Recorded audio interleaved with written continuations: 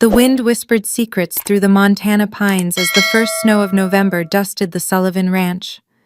Frank Sullivan's weathered hands cradled a steaming mug of coffee, the only warmth in the pre-dawn kitchen. At 55, his face bore the map of 1,000 sorrows, deep lines around eyes that had seen too much first in the humid jungles of Vietnam, then in the quiet devastation of losing Grace. 7 years without her, and still he reached for her side of the bed each morning.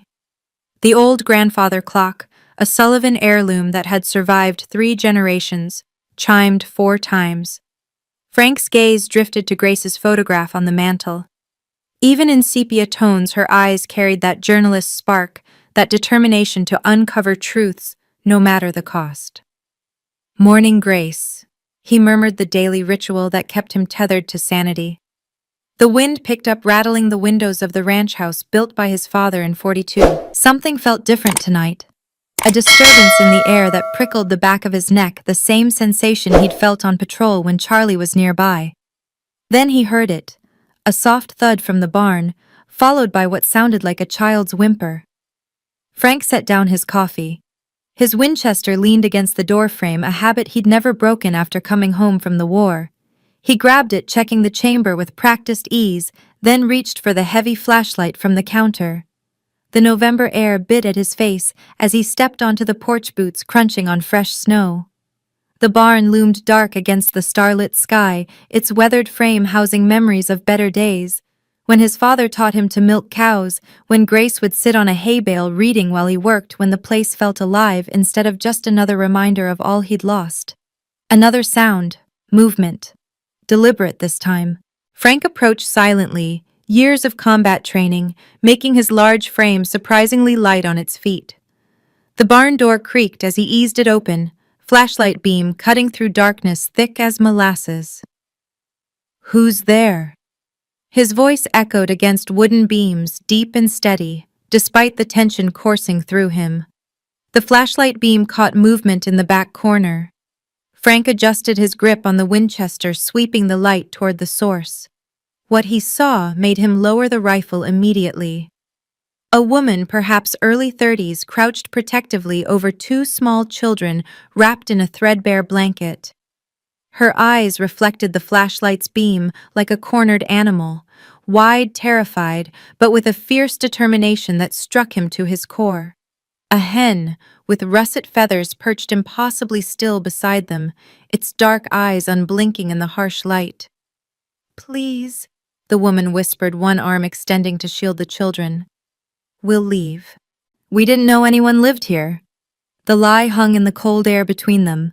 The Sullivan Ranch might be isolated, but the lights and well-maintained fences made it clear the place was occupied.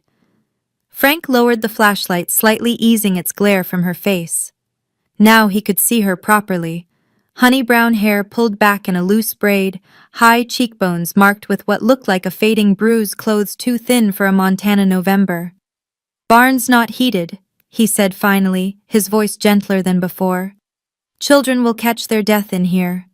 The woman's eyes narrowed, suspicious of kindness. "We're fine. We'll move on at first light."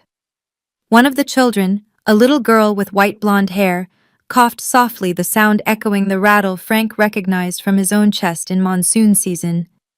"House is heated," he offered, taking a step back to give them space. "Got a spare room, no questions asked." "Why would you help strangers?"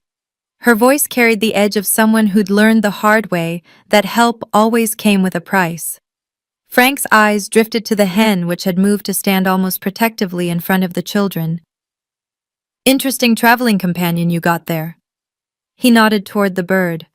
For the first time, something like a smile ghosted across the woman's lips. "Ruby found us, follows the children everywhere." Frank leaned his Winchester against the barn wall, a deliberate gesture. "Tell you what," he said, meeting her gaze steadily. "Stay, if it don't snore." Her brow furrowed. "The chicken." "Figure anything that loyal deserves a chance," he said. "Same goes for its people." The silence stretched between them, filled with the soft breathing of the sleeping children and the distant howl of wind across the plains. "I'm Frank Sullivan," he offered finally. This is my ranch. She hesitated, weighing risk against the cold that crept through the barn. Ellie, she said finally. Eleanor Winters. These are Emma and Jack. Frank nodded, not pressing for more. Well, Miss Winters' offer stands, but I'm making eggs for breakfast and that friend of yours might take offense. This time her smile lasted a fraction longer. She's seen worse. Frank didn't doubt it. The look in Ellie's eyes told him she had too. The kitchen's warmth embraced them like a forgotten memory. Ellie stood just inside the doorway, her posture rigid despite the exhaustion evident in the shadows beneath her eyes. The children, now fully awake, pressed against her legs, the boy fidgeting constantly, while the girl remained unnaturally still, taking in everything with solemn eyes. Ruby the hen had settled in a corner, as if she'd always belonged there, feathers puffed against the lingering chill. Coffee, Frank offered, already pouring a cup. Got some hot chocolate for the little ones. Thank you. Ellie accepted the mug with both hands, savoring the warmth. Just for tonight, we'll be gone tomorrow.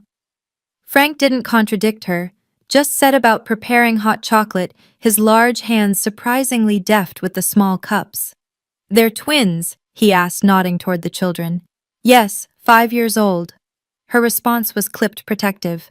Frank set the cups of hot chocolate on the table, kneeling to the children's eye level. Kitchen's always the warmest room in the house, he said gently. Table's a good place to get warm. The boy, Jack, looked to his mother for permission, then climbed eagerly onto a chair when she nodded. The girl, Emma, followed more cautiously, never taking her eyes off Frank. She doesn't talk much, Ellie said, noticing Frank's gentle attempts to engage the silent child. Not anymore. The weight of that anymore hung in the air, but Frank just nodded. My wife was the talker in our family, he said. Said I used up all my words in Vietnam, came home with just enough for yes, no, and passed the potatoes. Your wife? Ellie's eyes darted to his wedding ring, still faithfully circling his finger. Grace, he said, the name soft on his tongue. Been gone 7 years now. Ellie's shoulders relaxed a fraction. A widower was safer than an absent wife who might return. Spare rooms upstairs, Frank continued, turning to put on a pot of stew he'd made the day before. Bathroom across the hall, plenty of hot water if you're inclined. Why are you doing this? Ellie asked again, unable to keep the suspicion from her voice. Frank stirred the pot slowly before answering. Someone did the same for me once, he said finally. When I came back from Nam, wasn't right in the head. Found myself wandering in a snowstorm, half hoping it would take me. Old man Jefferson found me, dragged me back to his place. Didn't ask questions, just gave me a place to get warm. He turned to face her, his weathered face solemn. Sometimes people just need a place to get warm, Miss Winters. For the first time, Ellie truly looked at the man before her. The silver threading through dark hair, the steady hands that spoke of decades of physical labor, the eyes that carried shadows similar to her own. Just for tonight, she repeated, but her voice lacked conviction. Frank nodded. Stew will be ready in 10. Bathroom's yours if you want it. Ellie gathered the children, murmuring soft instructions about behavior and gratitude. Frank busied himself with bowls and bread, giving them space. As they headed upstairs, he caught the little girl, Emma, looking back at him, her solemn eyes carrying a wisdom no 5-year-old should possess. Something in that gaze cut straight through him, reminding him of another pair of eyes he'd failed to protect. The spare room was a time capsule. Handmade quilt stretched across a 4-poster bed, faded curtains that might have been blue, once a rocking chair in the corner with a crocheted blanket draped over its arm.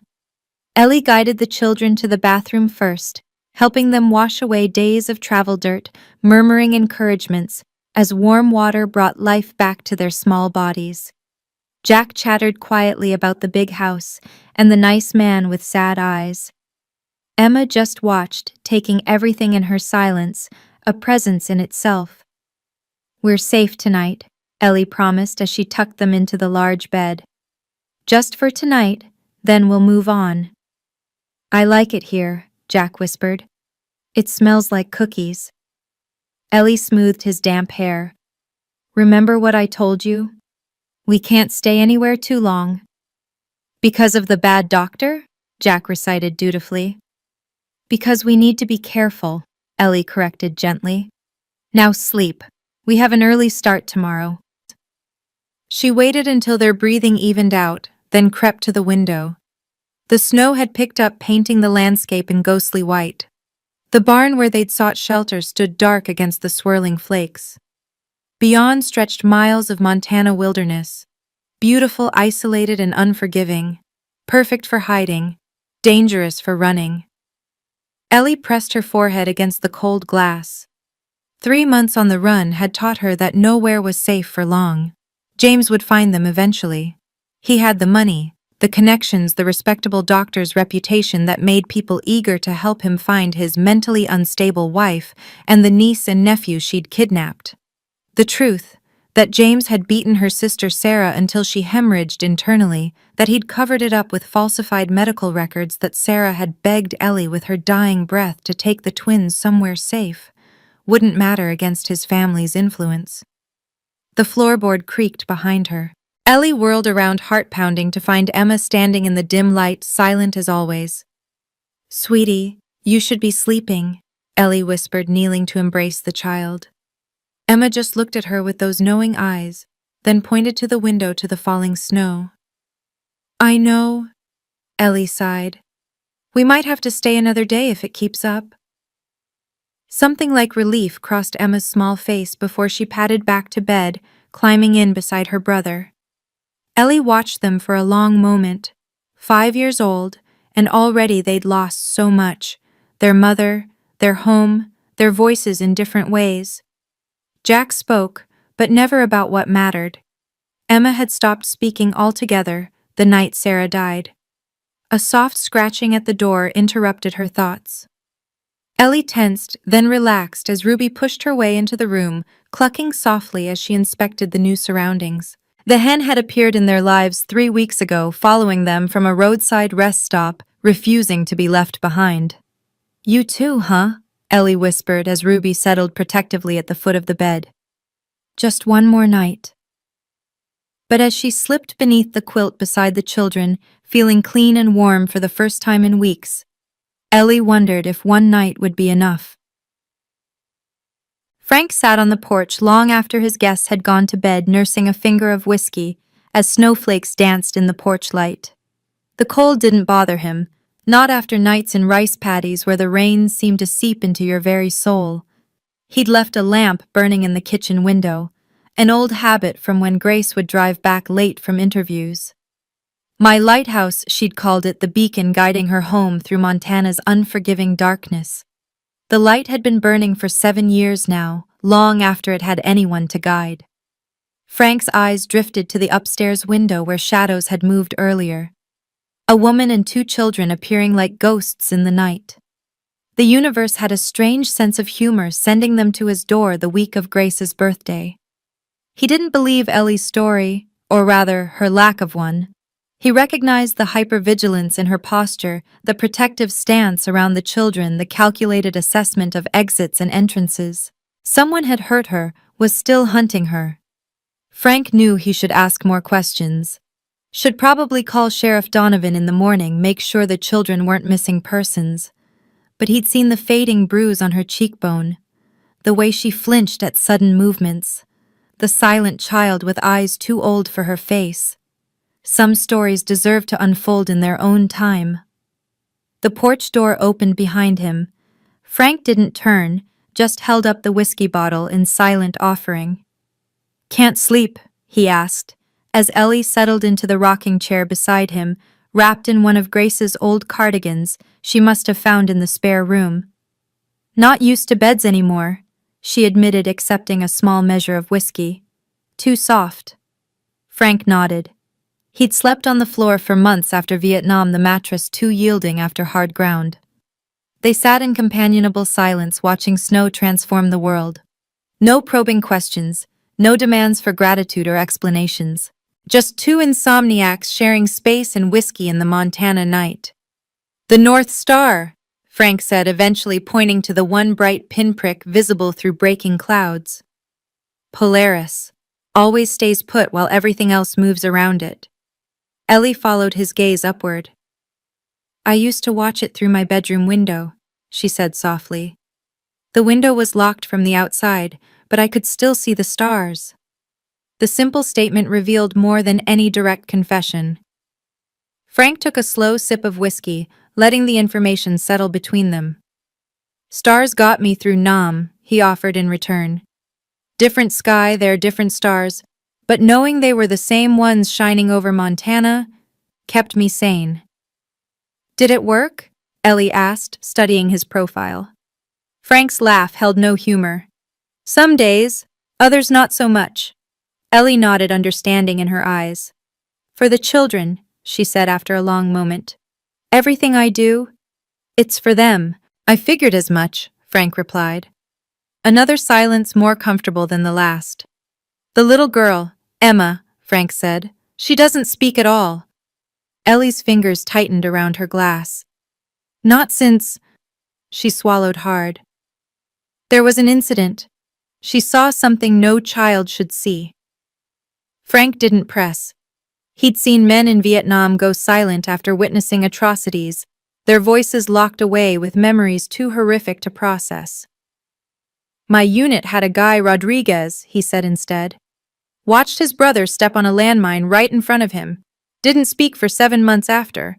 Then one day he's singing La Bamba while cleaning his rifle like nothing happened. Ellie's eyes glistened in the porch light. You think she'll speak again? I think the mind protects itself however it can, Frank said gently. When it feels safe enough, it finds its voice. Ellie stared into her whiskey. What if it's never safe enough? The question hung between them, heavy with implications Frank couldn't yet fully grasp. But he recognized the weight of responsibility in her voice, the desperate need to create safety in an unsafe world. Then you keep trying, he said simply. Day by day. They finished their drinks in silence. When Ellie finally stood to return inside, she paused at the door. Thank you. She said, the words carrying more than gratitude for whiskey and conversation. For not asking questions. Frank nodded. Night, Miss Winters.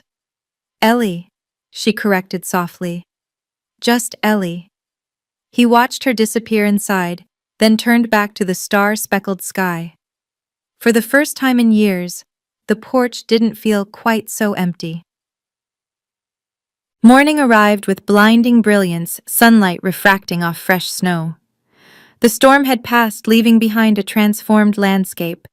Pristine white, broken only by the fence line and distant pine-covered hills. Frank had been up since dawn, checking on livestock and clearing paths between house and barn. Physical labor kept the memories at bay, exhausted the body enough that sometimes even sleep came without nightmares. He was splitting firewood when he heard the door open. Jack burst out first, eyes wide at the snow-covered world, with Emma following more cautiously. Ellie appeared in the doorway, hair damp from a shower, wearing the same clothes, but looking more rested. Jack, Emma, don't go far, she called, her eyes scanning the horizon automatically. Morning, Frank greeted, embedding the axe in the chopping block. Roads are still bad. County plow won't be through until afternoon at earliest. Relief and apprehension battled on Ellie's face. We've imposed enough. No imposition, Frank interrupted gently. Fridge is full, roads are bad, and from the looks of it, your friend Ruby has made herself at home. He nodded toward the chicken, which was strutting importantly across the porch, as if inspecting Frank's work. A reluctant smile tugged at Ellie's lips. She's particular about accommodations. Smart bird, Frank commented. Coffee's hot if you want some. Jack had discovered the joy of fresh snow, attempting to make snowballs with mittened hands. Emma stood watching, her small face solemn, but eyes bright with interest. Ever made snow angels? Frank asked the children, approaching slowly. Jack shook his head eagerly while Emma just watched. Well, now that's something every Montana visitor needs to learn. He demonstrated, falling backward into a pristine patch of snow, moving his arms and legs to create the impression. Jack's delighted laughter rang out as Frank stood carefully revealing the angel shape. "Your turn," Frank invited. Jack needed no further encouragement, throwing himself backward with abandon. Emma hesitated, looking to Ellie for permission. "It's okay, sweetheart," Ellie encouraged, her voice gentle. "You can try." Emma approached the snow, cautiously touching it with gloved fingers before carefully sitting down. Frank knelt beside her. "Like this," he demonstrated the arm movements. "Wings, see?" Something shifted in Emma's expression.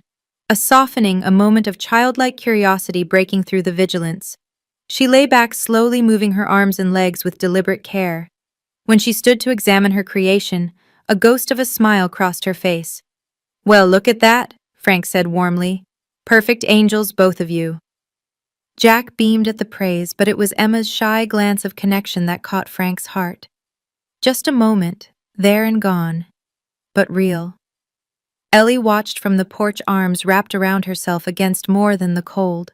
"He's good with them," she murmured half to herself. "Children are easier than grown-ups," Frank replied, climbing the steps to join her. "They haven't learned to hide yet." Except Emma had, Ellie thought. The child had built walls so high, even Ellie sometimes couldn't reach her. "Breakfast?" Frank suggested. "Got eggs, bacon, pancakes if you're so inclined." "I can cook," Ellie offered quickly. "It's the least I can do." Frank recognized the need to contribute, to not feel like charity. "Deal." He nodded. "I'll finish up out here."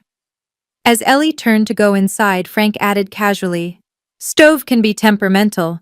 Knob for the front right burner needs a special touch." It was a small kindness, giving her an excuse to struggle if needed, preserving dignity while offering help. Ellie's grateful glance told him she understood. Inside, she found the kitchen warm and well-stocked, a surprise in a widower's home. The refrigerator held fresh vegetables, milk, butter. The pantry contained not just basics, but spices, baking supplies, coffee beans, and a grinder.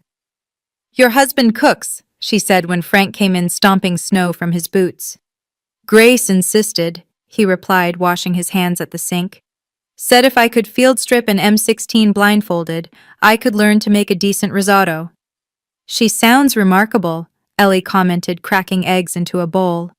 She was. The simple past tense carried volumes of loss. They worked in comfortable silence, Ellie whisking eggs and frying bacon, Frank setting the table and pouring juice for the children who had come in rosy-cheeked from the snow. It was Ruby who broke the domesticity, strutting into the kitchen with imperious clucks, eyeing the bacon with obvious interest. "Don't you dare," Ellie warned the hen. "After everything we've been through, cannibalism is where I draw the line." Frank's laugh was unexpected, a deep, rusty sound as if long unused. "Your chicken has expensive taste." "She's particular," Ellie admitted, tossing Ruby a piece of toast instead. "Found us at a rest stop in Idaho. Jack was feeding her breadcrumbs. When we tried to leave, she followed our car down the highway until I stopped." "Knew good people when she saw them," Frank commented, the simple vote of confidence making Ellie pause in her cooking. Breakfast unfolded with surprising ease, Jack chattering about snow angels and asking Frank endless questions about the ranch, Emma eating quietly but watchfully, Ruby patrolling for crumbs. For a brief, suspended moment, they resembled a normal family enjoying a winter morning. The illusion shattered when a vehicle engine sounded on the distant road. Ellie froze, spatula mid-flip. Emma dropped her fork with a clatter. Even Jack fell silent, eyes darting to Ellie for direction. Frank rose calmly, moving to the window. "County plow," he reported. "Earlier than expected." The tension in Ellie's shoulders remained. "We should go, now that the roads are clearing." "Supposed to snow again tonight," Frank interrupted gently. "Weather report says another 6 inches by morning." Ellie's internal struggle played across her face, the need to keep moving, warring with practicality and the children's obvious comfort. "One more day won't hurt," Frank suggested. "Give the kids a chance to enjoy the snow." "We've already risked too much," Ellie murmured too quietly for the children to hear. Frank's gaze was steady understanding. Your call, he said. But the offer stands. Before Ellie could respond, Emma tugged at her sleeve. The little girl pointed to Ruby, who had settled contentedly by the wood stove, then to herself, and Jack, their plates still half full. She wants to stay, Jack translated eagerly. So do I. Please, Mom. The word Mom hit Frank unexpectedly. Something in Ellie's expression told him it wasn't quite right, but she didn't correct the boy. One more day, Ellie conceded finally. But we leave first thing tomorrow no matter the weather. The relief on the children's faces spoke volumes about the tension they'd been living with. Frank turned away, giving Ellie privacy as she composed herself. Barn needs mucking out, he said casually. Could use a hand if anyone's interested. I can help, Jack volunteered immediately. I'm strong. Never doubted it, Frank replied seriously. What about you, Miss Emma? Care to meet the horses? Emma's eyes widened. She looked to Ellie, who nodded encouragement. Got an old mare named Sadie who loves children, Frank continued. Gentlest horse in Montana. We'll all help, Ellie decided. It's only fair if we're staying another day. Frank nodded, hiding his satisfaction. Work had always been his therapy. Maybe it could be theirs too, for a day at least. The barn stood as it had for decades. Sturdy, practical smelling of hay and leather, and the particular mustiness unique to places where animals and humans had coexisted for generations. Shafts of sunlight pierced through high windows, creating golden columns in the dust-filled air. My grandfather built this barn in 1918, Frank explained as they entered. After he came back from the First World War, said he needed to create something after seeing so much destruction. Jack ran ahead, exploring every corner with boundless curiosity. Emma stayed close to Ellie, but her eyes tracked everything. The saddles hanging on racks, the stalls with curious horse heads poking over gates, the barn cat watching lazily from a hay bale. This is Sadie. Frank introduced them to an elderly chestnut mare with a white blaze down her face. She taught 3 generations of Sullivan children to ride. Can I pet her? Jack asked excitedly. Slow and gentle, Frank instructed, showing him how to approach with an open palm. Let her sniff you first. That's how horses say hello. Jack followed the instructions, perfectly beaming when Sadie nuzzled his hand. She likes me. Got good taste, that horse, Frank commented. He turned to Emma, who was watching from a safe distance. Would you like to try? Emma hesitated, then took a small step forward. Frank didn't rush her, just waited patiently as she gathered her courage. Finally, she extended a small hand toward the mare. Sadie stretched her neck gently, blowing soft breath on Emma's palm before nuzzling it. The faintest smile touched Emma's lips. She says you're good people, Frank translated seriously. Horses know. Ellie watched the interaction with a lump in her throat. How long had it been since the children had experienced such simple joys? Since before Sarah died, certainly. Months of motel rooms, back roads, and constant vigilance had robbed them of normal childhood moments like this. Now, Frank said, turning to business about that mucking out. Jack, you're on rake duty. Emma, you can help me with fresh hay. Miss Ellie, if you're comfortable with horses, Sadie could use a brushing. Ellie hesitated. I don't know much about horses. No time like the present to learn, Frank replied, handing her a brush. Long strokes always in the direction of the hair growth. Sadie will let you know if you're doing it wrong. They settled into work, the physical labor oddly soothing. Jack attacked his task with enthusiasm, if not precision. Emma followed Frank silently, carrying small armfuls of hay where directed. Ellie found herself relaxing into the rhythmic motion of brushing Sadie's occasional contented snorts, surprisingly rewarding.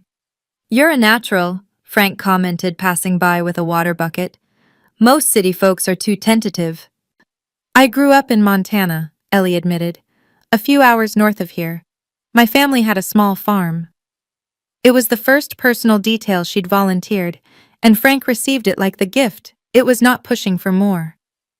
Thought I recognized the accent, he said. You don't lose that Montana cadence, even if you try. I did try, Ellie murmured almost to herself. For a while. Frank nodded, understanding. Sometimes we need to shed our skins to survive. No shame in that. Ellie looked up, struck by his perception. Is that what you did after Vietnam? In a manner of speaking. Frank leaned against the stall door. Came back different. Had to figure out who I was without the war defining me. Did you figure it out? Still working on it, he admitted. Grace helped. She saw past the damage to whatever was still worth saving. Ellie's hands stilled on Sadie's flank. That's rare. Someone who sees what's left after the breaking. Their eyes met in shared understanding, the recognition of parallel wounds differently inflicted, but similarly carried. The moment broke when Jack called out from across the barn, "Frank! What's this?" Frank turned to find the boy pointing at an old guitar hanging on the wall, nearly hidden behind a stack of saddle blankets. That old thing, Frank crossed to take it down. Belonged to my father. Used to play it on the porch summer evenings. Does it work? Jack asked eagerly. Frank blew dust from the instrument, checking the strings. Been a while since anyone played it. Mom plays piano, Jack announced proudly. She's really good. Ellie's sharp intake of breath was audible across the barn. Frank pretended not to notice her discomfort. Is that so? He said casually, returning the guitar to its hook. Musical talent's a fine thing. Never had much myself. He smoothly redirected Jack to another task, giving Ellie a moment to compose herself. But he filed away the information. Another piece of the puzzle that was Eleanor Winters. They worked through the morning, breaking for sandwiches Frank had packed in a small cooler, sitting on hay bales with the winter sun streaming through barn windows, surrounded by the peaceful sounds of horses and the occasional cluck from Ruby, who had followed them to supervise. They might have been any Montana family sharing a workday lunch. Frank, Jack asked through a mouthful of sandwich. What's that scar from? He pointed to Frank's forearm where an old wound created a jagged line from wrist to elbow. Ellie started to admonish him, but Frank waved it off. It's all right, he assured her. Curious minds want to know. He turned to Jack. Got this in Vietnam. Was a soldier there long time ago. Did it hurt? Jack asked wide-eyed. Some, Frank acknowledged. But I had good friends who helped me get better. Like how Mom helps us when we're scared, Jack said matter-of-factly. Frank's gaze shifted to Ellie. Exactly like that. Sometimes the bravest people are the ones who help others even when they're scared themselves. Ellie looked away, uncomfortable with the praise. We should finish up here. It'll be dark soon. They worked through the afternoon, completing chores that would have taken Frank twice as long alone. As they were finishing, Frank noticed Emma standing before Sadie's stall, communing silently with the horse. He approached slowly, crouching beside her. She's something, isn't she? Emma nodded, eyes fixed on the gentle mare. Would you like to give her a treat? Frank reached into his pocket for a carrot. Hold it flat on your palm like this. He demonstrated, and Emma copied his posture perfectly. Sadie delicately took the offering, making Emma's eyes widen in delight. She likes you, Frank said softly. Horses are good judges of character. Emma looked at him directly. Then a moment of connection so intense it almost took his breath away. There was a question in her eyes, an assessment beyond her years. Frank held her gaze steadily. It's okay to be quiet, he told her gently. Words aren't always necessary. Something shifted in her expression, a tiny easing of the vigilance that seemed to constrain her small frame. She reached out tentatively, patting his hand once before returning her attention to Sadie. It was a small gesture, but it lodged in Frank's heart like a splinter.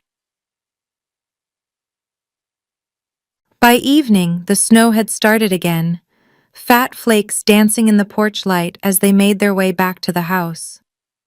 Ellie had grown quieter through the afternoon, the temporary peace of manual labor giving way to renewed anxiety as darkness fell. Stew should be about ready, Frank said as they stomped snow from their boots on the porch. Put it in the slow cooker this morning. Inside the house welcomed them with warmth and the rich aroma of beef stew. Ruby made herself at home by the wood stove, while the children gravitated to the window, watching snow accumulate with the fascination unique to the young. "I'll set the table," Ellie offered, moving with practiced efficiency through Frank's kitchen. Frank noticed how she took stock of everything: exits, windows, the location of keys hanging by the door. Always planning, always preparing for quick departure. "Mind if I turn on the radio?" he asked, giving her space. "Weather report should be coming up." She nodded, and soon the low tones of the local station filled the kitchen. The announcer confirmed what the sky had already told them. Another 6 inches expected, overnight, roads likely impassable until midday tomorrow. Ellie's shoulders tensed at the news, but she said nothing, just continued setting the table with mechanical precision. Dinner unfolded in comfortable conversation, primarily driven by Jack's endless questions about ranch life and Frank's patient answers. Emma ate silently, but seemed more relaxed, occasionally making eye contact with Frank when he spoke directly to her. "Bath time, I think," Ellie announced when the meal was finished. "You two are covered in hay and horse." "I'll clean up here," Frank offered. "Take your time." Left alone in the kitchen, Frank moved through the familiar routine of washing dishes, his mind turning over the day's revelations. The Winters family was clearly running from something, or someone. The children called Ellie Mom, but something in her reaction suggested it wasn't quite accurate. The piano-playing Jack had mentioned had clearly been information Ellie hadn't wanted revealed, and beneath it all, the constant vigilance, the flinch when doors closed too loudly, the careful assessment of every room, signs Frank recognized from men who'd survived combat or captivity. He was drying the last plate when a sound caught his attention, a soft melody from the living room. Frank followed it to find Ellie standing before Grace's old upright piano, fingers hovering over the keys without touching them. "Grace played every evening," Frank said quietly, making his presence known. "Said it cleared her mind after a day of chasing stories." Ellie withdrew her hand quickly. "I didn't mean to pry." "It's no prying," Frank assured her. "Piano's meant to be played." Ellie shook her head. "I don't anymore." The statement carried finality, but Frank caught the longing in her eyes as she looked at the instrument. "Shame," he said simply. "Things that bring joy are rare enough in this world." Before she could respond, Jack and Emma appeared in pajamas, hair damp from their bath. Jack immediately spotted the piano. "Mom, you should play for Frank," he exclaimed. "Play the lullaby." "Jack, that's enough," Ellie said, her voice sharper than Frank had heard before. "It's bedtime." The boy's face fell, sensing he'd said something wrong without understanding why. Emma, more perceptive, took his hand and tugged him toward the stairs. "I'll be up in a minute to tuck you in," Ellie called after them, her voice gentling. When they'd gone, she turned to Frank. "I'm sorry. It's been a long day." "No apologies needed," Frank replied. "Children speak their truths. It's what makes them both wonderful and terrifying." A reluctant smile touched Ellie's lips. "Terrifying is right." "For what it's worth," Frank added carefully. "Whatever you're running from, and I'm not asking what that is, you're safe here, for as long as you need." Ellie's expression closed. "We leave tomorrow." "If that's what you decide," Frank agreed. "But the offer stands." He moved toward the stairs, giving her space. "Night, Ellie. Lock your door if it makes you feel safer." Left alone, Ellie stared at the piano, memories rising unbidden. Her fingers on keys in a sunlit conservatory. Her teacher's praise. The scholarship to Juilliard she'd turned down to marry James, believing his promises that she could study with private tutors, perform when she was ready. The gradual restrictions. No practicing when James was working. Then no practicing when he was home at all. The piano moved to the basement, then sold when they moved to the new house. A fresh start, he'd called it. "You're a doctor's wife now, not some concert pianist." By the time Sarah had come to live with them, bruised and pregnant after her own disastrous marriage, Ellie hadn't touched a piano in 3 years. She placed her hand on the cool wood of Grace's piano, feeling the craftsmanship, the history of music it contained. Then deliberately turned away, climbing the stairs to where the children waited. Emma and Jack were already in bed, Jack half asleep, but Emma wide awake watching the door. Ruby had somehow found her way upstairs and was settled at the foot of the bed like a feathered guardian. "One story," Ellie promised, sitting on the edge of the bed. "Then sleep." She told them a familiar tale, the adventures of two brave children who traveled across the country with their guardian angel disguised as a chicken. It was their story thinly veiled as fantasy, and it soothed them as always. Jack drifted off midway through. Emma lasted until the end, her solemn eyes fixed on Ellie's face, until sleep finally claimed her. Ellie sat watching them long after the story ended. In sleep they looked like any children, peaceful, innocent, unburdened by the weight of adult betrayals. Jack had Sarah's smile, Emma, her quiet intensity. They deserved so much more than a life on the run. But what choice did she have? James would never stop looking. His pride, his reputation, his need for control, all demanded he find them and bring them back under his dominion. And if he did... Ellie shuddered, remembering Sarah's broken body, the hospital records. James had falsified the funeral where he'd played the grieving brother-in-law to perfection. No running was their only option. This brief respite, warm beds, honest work, Frank's quiet kindness, was a luxury they couldn't afford. Tomorrow they would leave. Find another town, another temporary shelter, keep moving until Jack and Emma were old enough that James could no longer claim them. Ellie kissed each child's forehead, then moved to the window. The snow continued falling, erasing tracks, covering the world in clean white. For tonight at least, it hid them from those who would do them harm. Across the hall, Frank sat on the edge of his own bed, turning his wedding ring in a habitual gesture. 7 years, and he still spoke to Grace before sleep each night. "We have guests, Gracie," he murmured. "A woman and 2 children.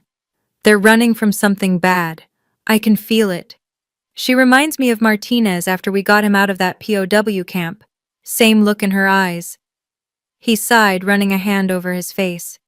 "The little girl doesn't speak. Trauma, I'd guess. The boy talks enough for both of them. And there's a chicken. Don't ask me to explain that part." The familiar one-sided conversation brought its usual comfort. In the early days after her death, he'd raged at her absence, demanded answers about the accident, about why she'd been on that particular road in that storm. Later, his night talks had become reports on his day, updates on the ranch, quiet reflections. "They'll probably leave tomorrow," he continued. "Should let them go. Not my business, whatever trouble they're in." He paused, knowing what Grace would say to that. She'd never could resist taking in strays, human or animal. "Yeah, I know," he murmured. "You'd have them staying indefinitely. Probably adopt that damn chicken, too." Frank lay back on the bed, listening to the house settle around him. For the first time in years, it didn't feel empty. The presence of others under his roof creating a warmth that had nothing to do with the wood stove. "Just passing through," he reminded himself firmly. "Don't get attached." But even as he drifted towards sleep, Frank knew it might already be too late for that particular warning. The sound jerked Frank from sleep, a crash followed by a child's frightened cry. His body responded before his mind fully woke, combat instincts carrying him from bed to hallway in seconds. The noise had come from the guest room. Frank paused outside the door, listening. Another cry, Jack's voice calling for his mother. Frank knocked firmly. "Ellie, everything all right in there?" No response. He tried the handle, locked as he'd suggested. The boy cried out again. "Ellie," Frank called more urgently. "I'm coming in." He hit the door with his shoulder, the old lock giving way easily. Inside, the bedside lamp illuminated a scene of distress. Ellie thrashed on the bed, caught in what was clearly a violent nightmare. Jack was trying to wake her, shaking her arm and calling Mom repeatedly. Emma sat pressed against the headboard, eyes wide with fear, while Ruby fluttered agitatedly on the floor. Frank moved quickly to the bed. "Jack, step back," he instructed gently. "Emma, it's okay. Your mom's having a bad dream." He approached cautiously, knowing the danger of waking someone from a combat nightmare. "Ellie," he called firmly. "You're safe. You're at Sullivan Ranch. The children are safe." Her thrashing intensified. Words escaped between panicked breaths. "No, and stop, and please." Frank recognized the pattern. Not just a nightmare, but a flashback. He'd had enough of his own to know the difference. "Eleanor Winters," he said, using her full name deliberately, his voice calm but authoritative. "You're in Montana. It's 1978. You're safe." Ellie's eyes flew open, wild and unseeing at first. Her hand lashed out defensively. "It's Frank Sullivan," he continued, steadily, catching her wrist gently. "You're at my ranch. Jack and Emma are here. Everyone is safe." Recognition gradually dawned. Ellie blinked, orienting herself, then saw the children's frightened faces. "Oh God," she whispered, immediately reaching for them. "I'm sorry. I'm so sorry." Jack threw himself into her arms. Emma approached more cautiously but allowed herself to be pulled into the embrace. "Bad dream?" Frank asked quietly, giving her the dignity of a simple explanation. Ellie nodded, still trembling. "I'm sorry about the door." "Doors can be fixed," Frank dismissed. "You folks okay now?" "We're fine," Ellie insisted, though her pallor and shaking hands suggested otherwise. "Just a nightmare." Frank recognized deflection when he heard it but didn't challenge her. "How about some warm milk? Always helped me after the bad ones." Jack nodded eagerly, though Emma remained pressed against Ellie's side. "I'll be right back," Frank promised, leaving them to compose themselves. In the kitchen, he moved methodically, heating milk, adding a touch of honey and cinnamon. The routine gave him time to process what he'd witnessed. That wasn't just any nightmare. He'd seen the same in men reliving captivity or combat. A specific terror of being trapped, being hurt. Someone had hurt Ellie badly. Recently enough that the wounds were still fresh. When he returned with a tray of mugs, Ellie had combed her hair and washed her face. She sat in the bed's center, an arm around each child, Ruby once again standing sentinel nearby. "Special recipe," Frank said, offering the warm milk. "Guaranteed to chase away bad dreams," Jack accepted eagerly. Emma took her mug with careful hands, inhaling the cinnamon scent before sipping cautiously. "Thank you," Ellie said quietly, "for everything. I'm sorry about the door." "Stop apologizing," Frank replied gently. "We've all got our demons." Ellie met his eyes, then really looked at him, and Frank saw both gratitude and shame in her gaze. "The kids should get back to sleep," she said finally. "It's late." Frank nodded. "I'm right across the hall if you need anything at all." He turned to go, but Emma's small hand caught his. She tugged at him, then pointed to the chair in the corner. "I think she wants you to stay," Jack translated sleepily. "Until we fall asleep." Frank looked to Ellie for permission. After a moment's hesitation, she nodded. "Just for a little while," he agreed, settling into the chair.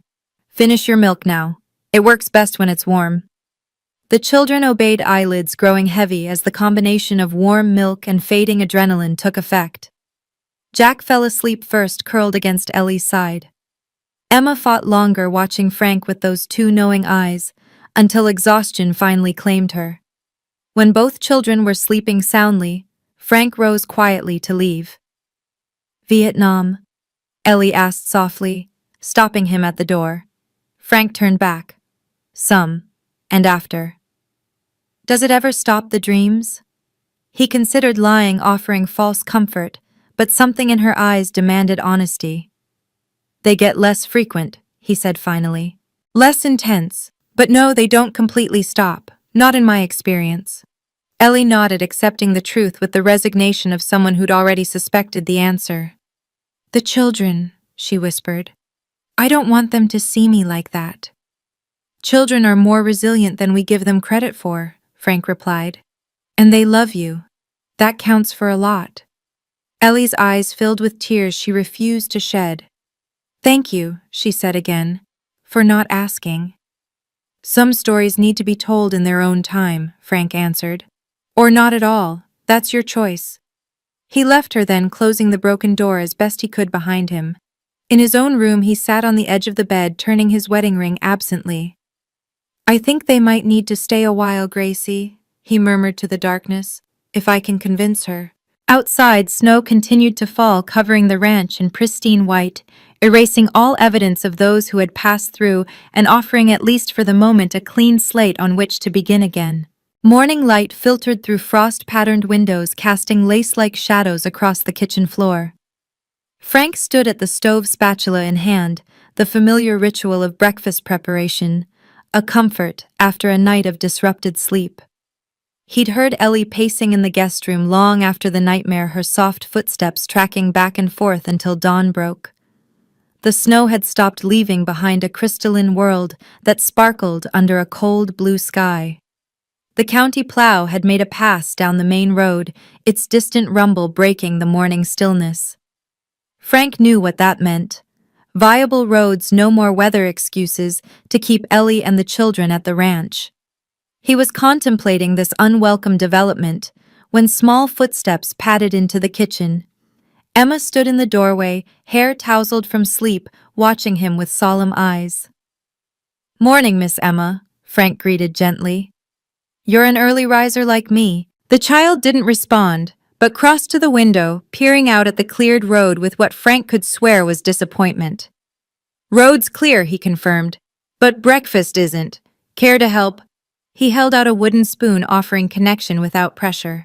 After a moment's consideration, Emma approached and took it, looking at him expectantly. "Pancake batter needs stirring," Frank explained, showing her the bowl. "Think you can handle that while I fry the bacon?" Emma nodded, taking her task seriously. Frank worked alongside her, respecting her silence, occasionally demonstrating how to break up a flour lump or test the batter's consistency. They had fallen into a comfortable rhythm when Ellie appeared, Jack half asleep against her side. She paused in the doorway, taking in the domestic scene with surprise. "You're cooking," she observed, her gaze lingering on Emma, who continued stirring with focused determination. "Got an excellent assistant," Frank replied. "Best pancake stirrer in Montana." A ghost of a smile touched Emma's lips before disappearing. Ellie's eyes widened slightly at the reaction. "Road's clear," Frank added, addressing the elephant in the room. "County plow came through about an hour ago." Ellie's expression shuddered. "We'll be out of your hair after breakfast." Frank flipped bacon with careful precision. "No rush on my account." "We've imposed enough," Ellie insisted, guiding a sleepy Jack to the table. "You've been more than generous." Frank didn't argue, just continued cooking alongside Emma, who seemed reluctant to relinquish her mixing duties even as the batter reached perfect consistency. "Think it's ready," Frank told her gently. "Want to help me pour it on the griddle?" Emma nodded, and Frank guided her hands around the bowl, helping her create perfectly round pancakes on the hot surface.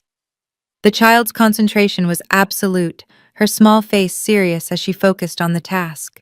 Breakfast unfolded in strained silence, the impending departure hanging over them.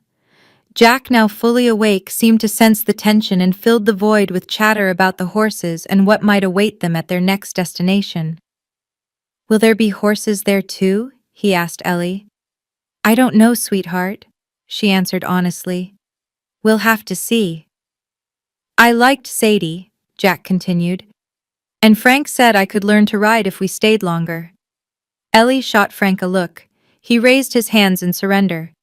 "Just answering questions, no promises." After breakfast, Ellie insisted on washing dishes, while Frank packed them a lunch for the road: sandwiches, apples, thermoses of hot chocolate for the children. "You don't have to do that," Ellie protested. "Montana hospitality," Frank replied simply. "Never send travelers away hungry." As Ellie went upstairs to pack their meager belongings, Frank found himself alone with the children again. Jack was drawing at the kitchen table while Emma stood by the window watching the driveway with unnerving intensity. "You folks know where you're headed?" Frank asked Jack casually. The boy shrugged. "Mom says we just keep going until we find the right place." "And what makes a place right?" Jack considered this seriously. "Where the bad doctor can't find us, I guess." Frank kept his expression neutral despite the alarm bells ringing in his mind. The bad doctor.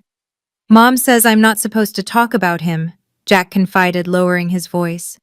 He hurt Aunt Sarah and made her go to heaven. Now he wants to hurt us too. Emma turned sharply from the window, her eyes wide with fear.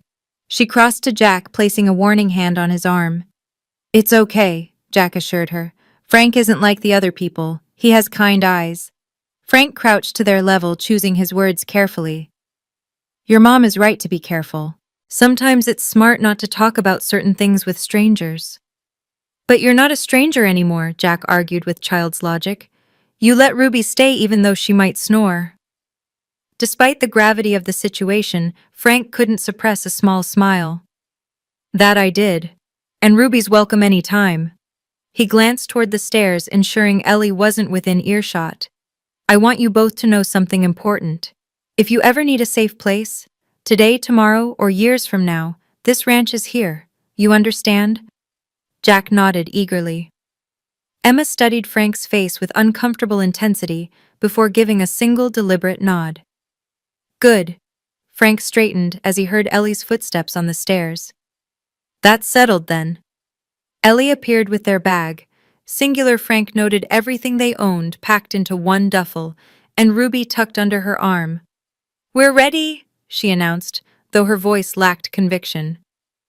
Frank nodded, not trusting himself to speak. He'd known them barely 2 days, yet the thought of them leaving, returning to a life of running, hiding, constant fear, sat like a stone in his gut. I'll drive you to the bus station in town, he offered, reaching for his coat. Safer than waiting on the highway. We couldn't, Ellie began. No arguments, Frank interrupted gently. 30 miles to town in this cold isn't safe for the little ones. Ellie conceded with a grateful nod. They loaded into Frank's old truck, the children sandwiched between the adults, Ruby secured in a box on Ellie's lap. As they pulled away from the ranch, Frank caught Emma looking back, her small face pressed to the window until the house disappeared from view. The drive to Dust Creek passed largely in silence. Frank pointed out landmarks occasionally. The ridge where his grandfather had built the first Sullivan cabin, the creek that gave the town its name, the distant mountains that marked the edge of his property. Beautiful country, Ellie commented softly. Gets in your blood, Frank agreed. Left once, came back as soon as I could. After Vietnam, Frank nodded. Tried city life for a while. Couldn't breathe right with all those buildings closing in. Dust Creek appeared on the horizon. A small Montana town, like dozens of others, with a main street, a handful of businesses, a church steeple rising above the tree line. Frank drove slowly down the snow-packed main street past the general store, the Horseshoe Tavern, the sheriff's office. Bus station's at the edge of town, he explained, navigating the quiet streets. Such as it is. More of a diner with a bus stop, truth be told. They were passing the small medical clinic when Ellie suddenly stiffened. Frank, she said sharply, keep driving, now. Frank didn't question her, just accelerated smoothly past the clinic. In the rear-view mirror, he caught a glimpse of a tall man in a white coat standing on the steps, watching their truck with interest. Friend of yours? He asked quietly, keeping his eyes on the road. The opposite? Ellie replied, her voice tight with fear. How much further to the bus station? 2 minutes. Frank assured her, concern growing as he noted her shallow breathing and the protective way she gathered the children closer. You all right? Fine, she said automatically. Just drive. They reached the bus station without further incident. A small diner with a Greyhound sign in the window and a covered bench outside. Frank parked and turned to Ellie, whose complexion had gone ashen. Want to tell me what that was about? He asked gently. Nothing. Ellie avoided his gaze. Just someone I'd rather not see. Frank sighed. Ellie, I'm not in the habit of prying, but if you're in danger... We need to go, she interrupted, reaching for the door handle. The bus to Billings leaves soon. At least come inside, get something hot to drink while you wait, Frank suggested. It's freezing out there. Ellie hesitated, clearly weighing the risk of being seen against the children's comfort. Finally, she nodded. Just until the bus comes. Inside the diner was warm and smelled of coffee and pie. A few locals occupied booths, and a waitress with a name tag reading Donna greeted Frank with familiar warmth. "Frank Sullivan, as I live and breathe," she exclaimed. "Haven't seen you in town for months." "Been busy at the ranch," Frank replied, ushering Ellie and the children to a booth away from the windows. "These folks need some hot chocolate while they wait for the Billings bus."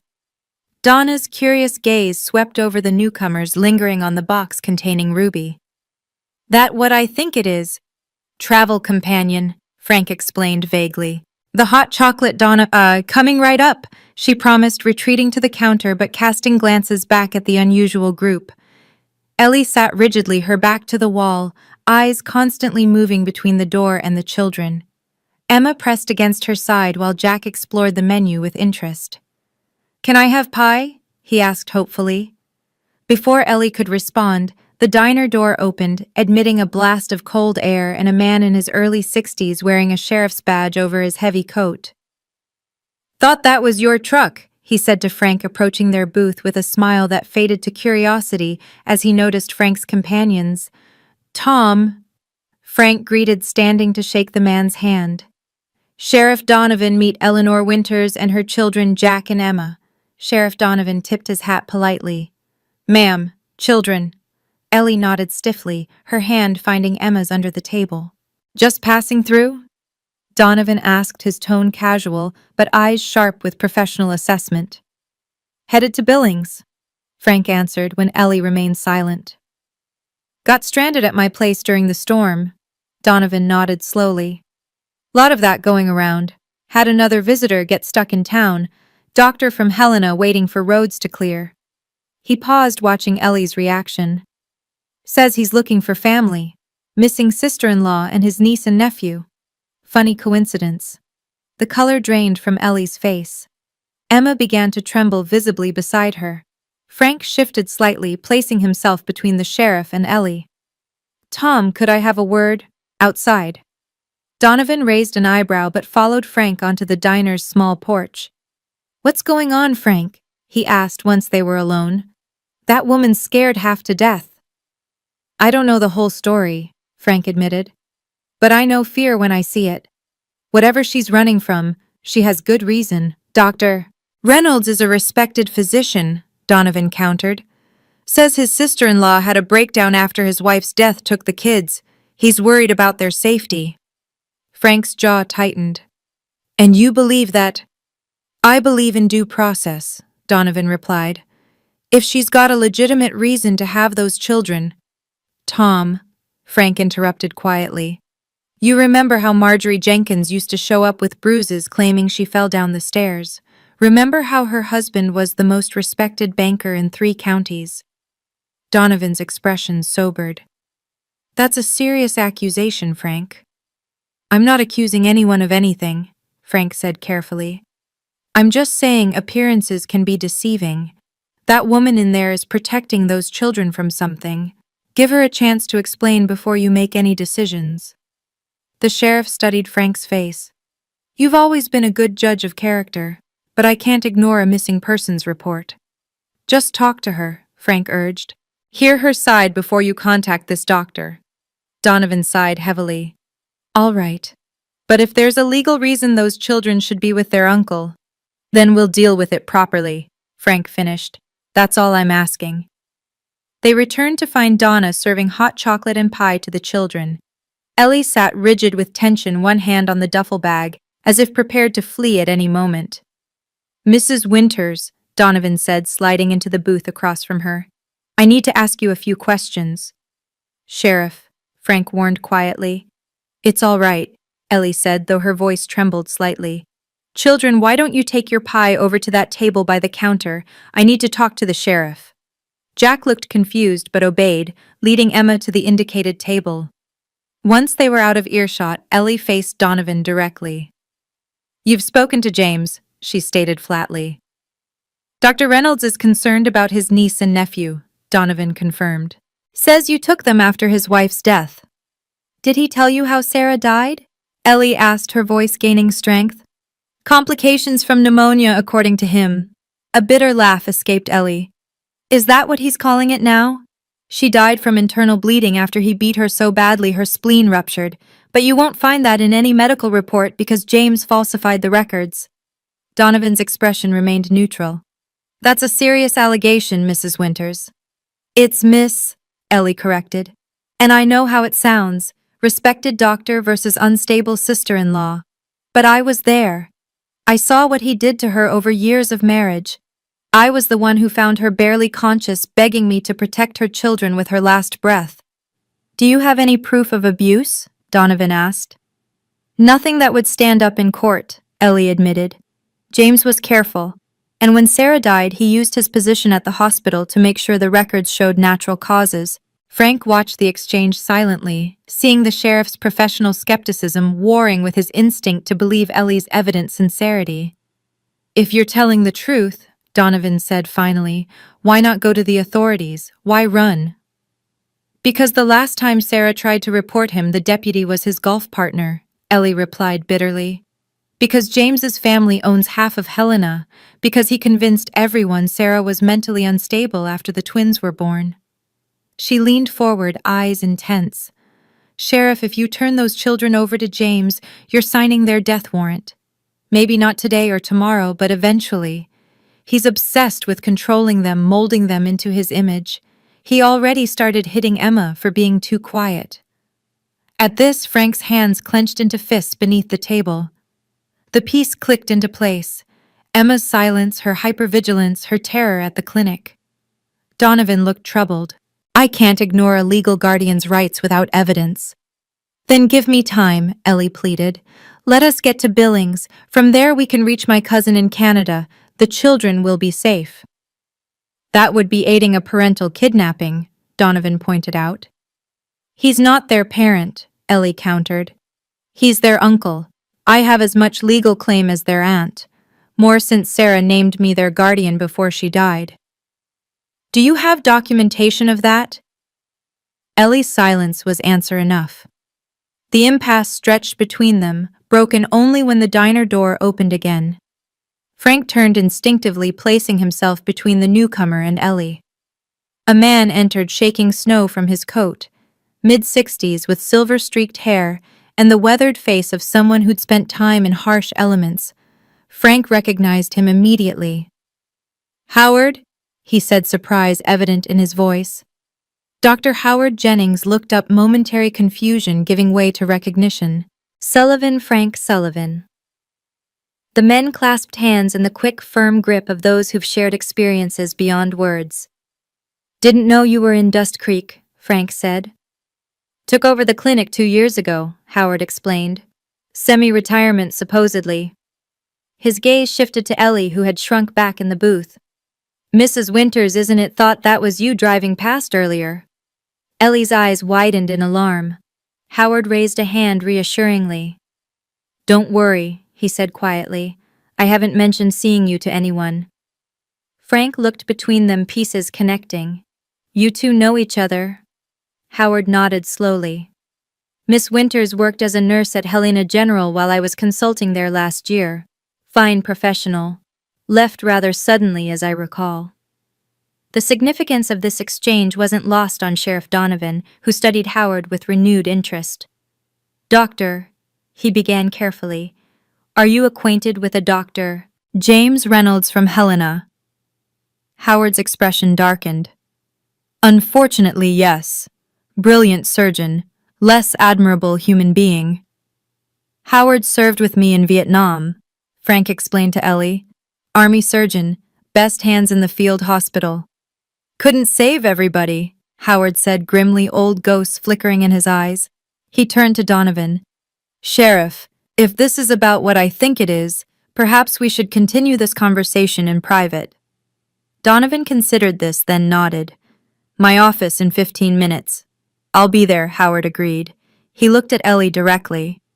The Billings bus won't be here for another 3 hours. Roads north are still being cleared. The unspoken message was clear. They had time to resolve this before the bus arrived. Howard turned to go, then paused beside Frank. Stop by the clinic later, he said quietly. We have catching up to do. After he left, Donovan rose as well. I need to make some calls, Miss Winters, please don't leave town until we've sorted this out.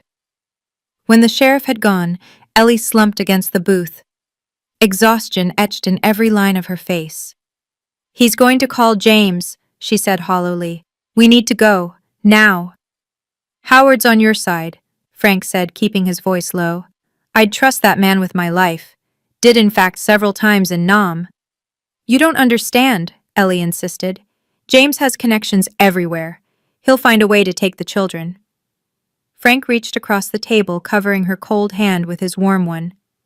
Ellie running now will only make things worse. Let Howard and me help. Give the law a chance to work. The law hasn't exactly been on my side so far, she replied bitterly. Tom Donovan is a good man, Frank persisted. If Howard confirms your story, Tom will listen. Ellie's gaze drifted to where Jack and Emma sat picking at their pie with varying degrees of enthusiasm. Emma hadn't touched hers, her attention fixed on the adults' conversation despite the distance. What choice do I have? Ellie whispered, defeat coloring her voice. Trust, Frank said simply. Not easy, I know, but sometimes it's the only way forward. He signaled Donna for more coffee, settling in beside Ellie for what promised to be a long wait. Howard's clinic occupied a modest building on Dust Creek's main street, a converted Victorian house with a small waiting room that smelled of antiseptic and old wood. Frank sat beside Ellie on a worn sofa, the children playing quietly with ancient magazines nearby. They had been waiting nearly an hour since the meeting at the sheriff's office. Howard had vouched for Ellie's character and professional reputation, confirming he'd had suspicions about Sarah Reynolds' death, but lacked concrete evidence. Donovan had taken their statements, then asked them to wait at the clinic while he made further inquiries. What happens now? Ellie asked, her voice barely audible. We wait, Frank answered simply. Howard's making calls to colleagues in Helena, building your case. Tom's checking on the legal aspects.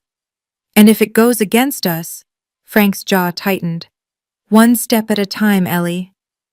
The waiting room door opened, admitting Howard with a stack of files. His expression was grim but determined. I've spoken with 3 nurses who worked with Sarah during her final admission, he reported. None were allowed to see the official cause of death, which is highly unusual. One recalls significant bruising inconsistent with pneumonia. Will they testify? Frank asked. They're afraid, Howard admitted. The Reynolds family has significant influence in Helena medical circles. So we have nothing, Ellie concluded bleakly. Not quite, Howard corrected. I've requested Sarah's complete medical records through official channels. If James falsified them, there may be inconsistencies we can use. The outer door opened again, bringing a blast of cold air, and Sheriff Donovan Snow dusting his shoulders. Dr. Reynolds arrived in town an hour ago, he announced without preamble. He's demanding to see the children. Ellie went rigid. Emma, sensing the tension, abandoned her magazine and pressed against Ellie's side. What did you tell him? Frank asked, rising to his feet. That I'm investigating the situation and will contact him when I've reached a decision, Donovan replied. But legally, Frank, he has a strong case. He's their uncle and legal guardian according to Helena courts. Based on falsified documents, Ellie protested. Which we can't prove yet, Donovan reminded her gently. Miss Winters, I believe you're acting in good faith but without evidence. I have evidence, Howard interrupted. All eyes turned to him as he placed a folder on the coffee table. Or rather, I know where to find it. The question is whether you're willing to pursue it, Tom. Donovan opened the folder, scanning its contents with increasing gravity. This is serious, Howard. Accusations against a prominent physician suggesting a cover-up involving multiple hospital staff. All I'm asking is that you hold off on any decisions until we can obtain the original autopsy results, Howard pressed. If they match the official report, I'll drop the matter entirely. Donovan sighed heavily. Reynolds is staying at the Dusty Rose Motel. He's already called the state police about a kidnapping. Stall him, Frank suggested. Tell him you're processing paperwork. Montana bureaucracy at its finest. A ghost of a smile touched Donovan's lips. I can probably buy you 48 hours before the state boys get involved. After that, my hands are tied. 2 days is all we need, Howard assured him. After Donovan left, Howard turned to Ellie. You can't stay in town. Reynolds will be looking everywhere. The ranch, Frank said immediately.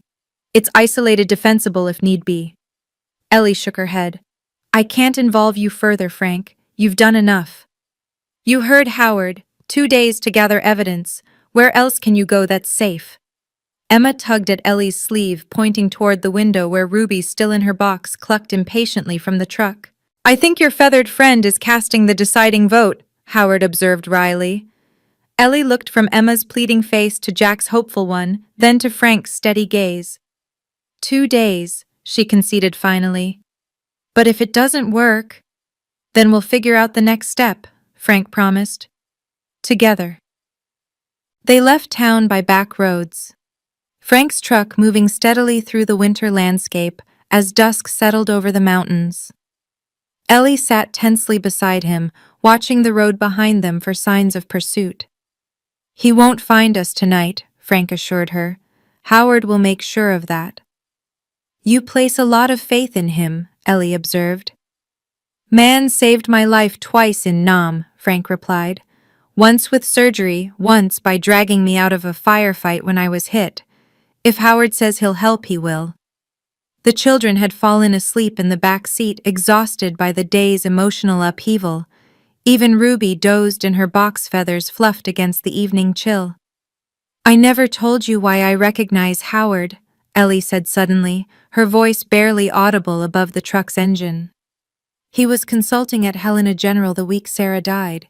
He questioned the official cause of death. Frank glanced at her sharply. Did he pursue it? No. Ellie's voice held resignation rather than accusation.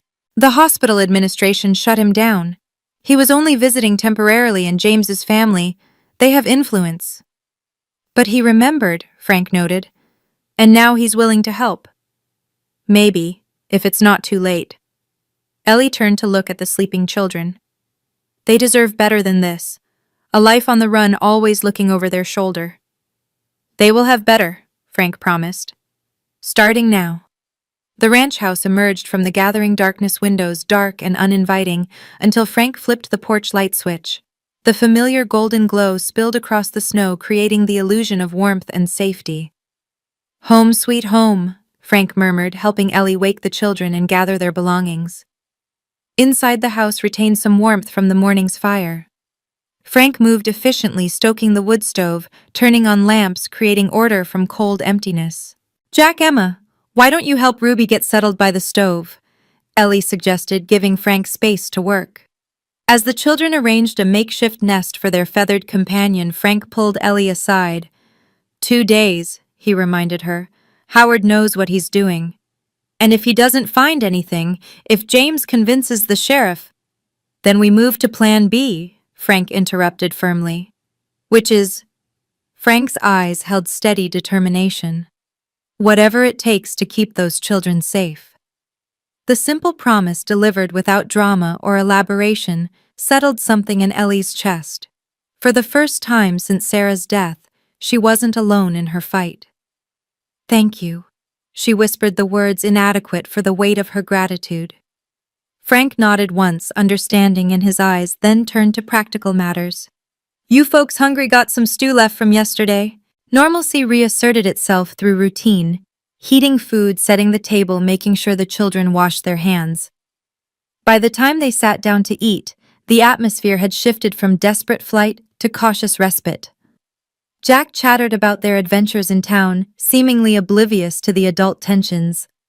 Emma ate silently as always, but some of the rigid fear had left her small frame. Ruby patrolled the kitchen floor, pecking at imaginary crumbs, and occasionally clucking commentary on the proceedings. After dinner, Frank disappeared into the basement, returning with a dusty cardboard box. Found these in storage, he explained, setting the box on the living room floor. Thought the little ones might enjoy them. Inside were wooden blocks, a a set of jacks, and several well-worn children's books. Grace kept them, Frank explained to Ellie's questioning look.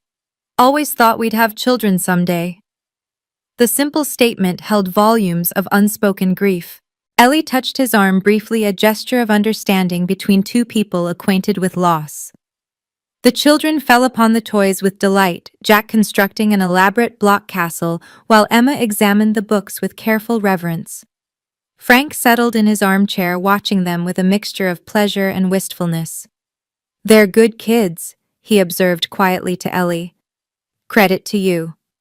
"And to Sarah," Ellie amended. "She was a wonderful mother despite everything James put her through." "Want to tell me about her?" Frank invited gently. Ellie hesitated, then nodded, the need to speak Sarah's name to make her real to someone else suddenly overwhelming.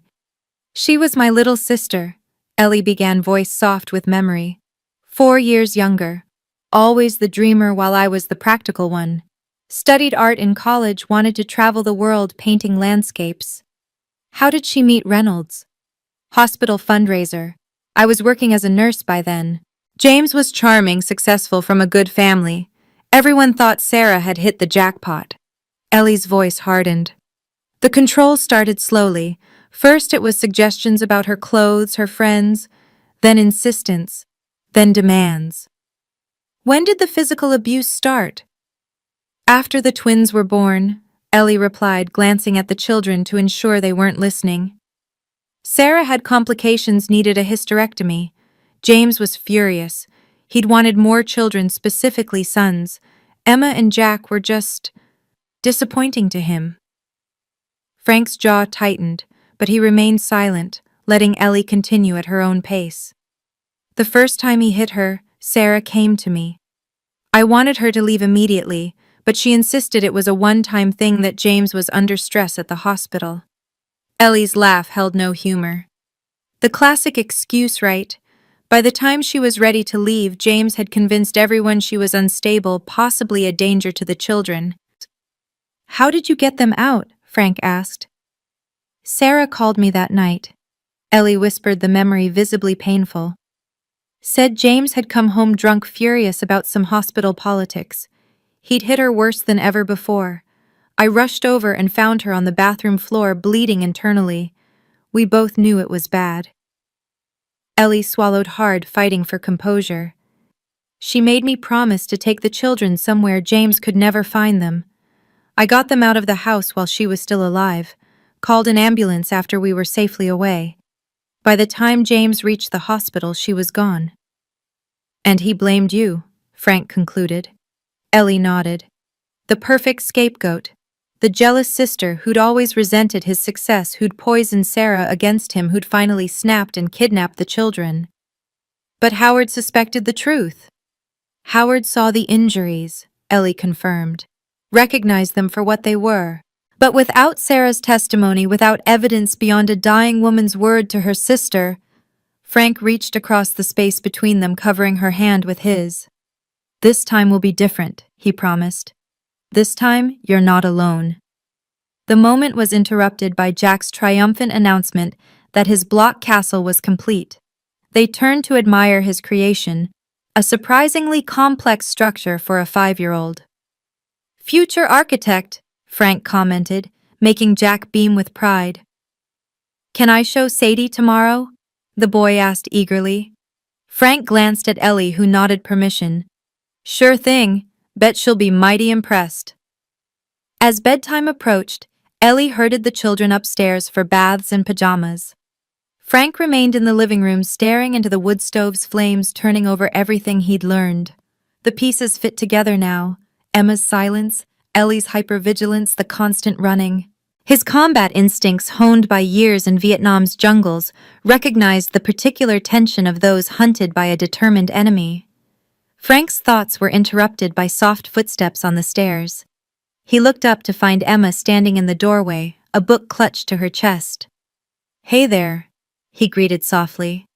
"Thought you'd be getting tucked in by now." Emma approached cautiously, extending the book toward him.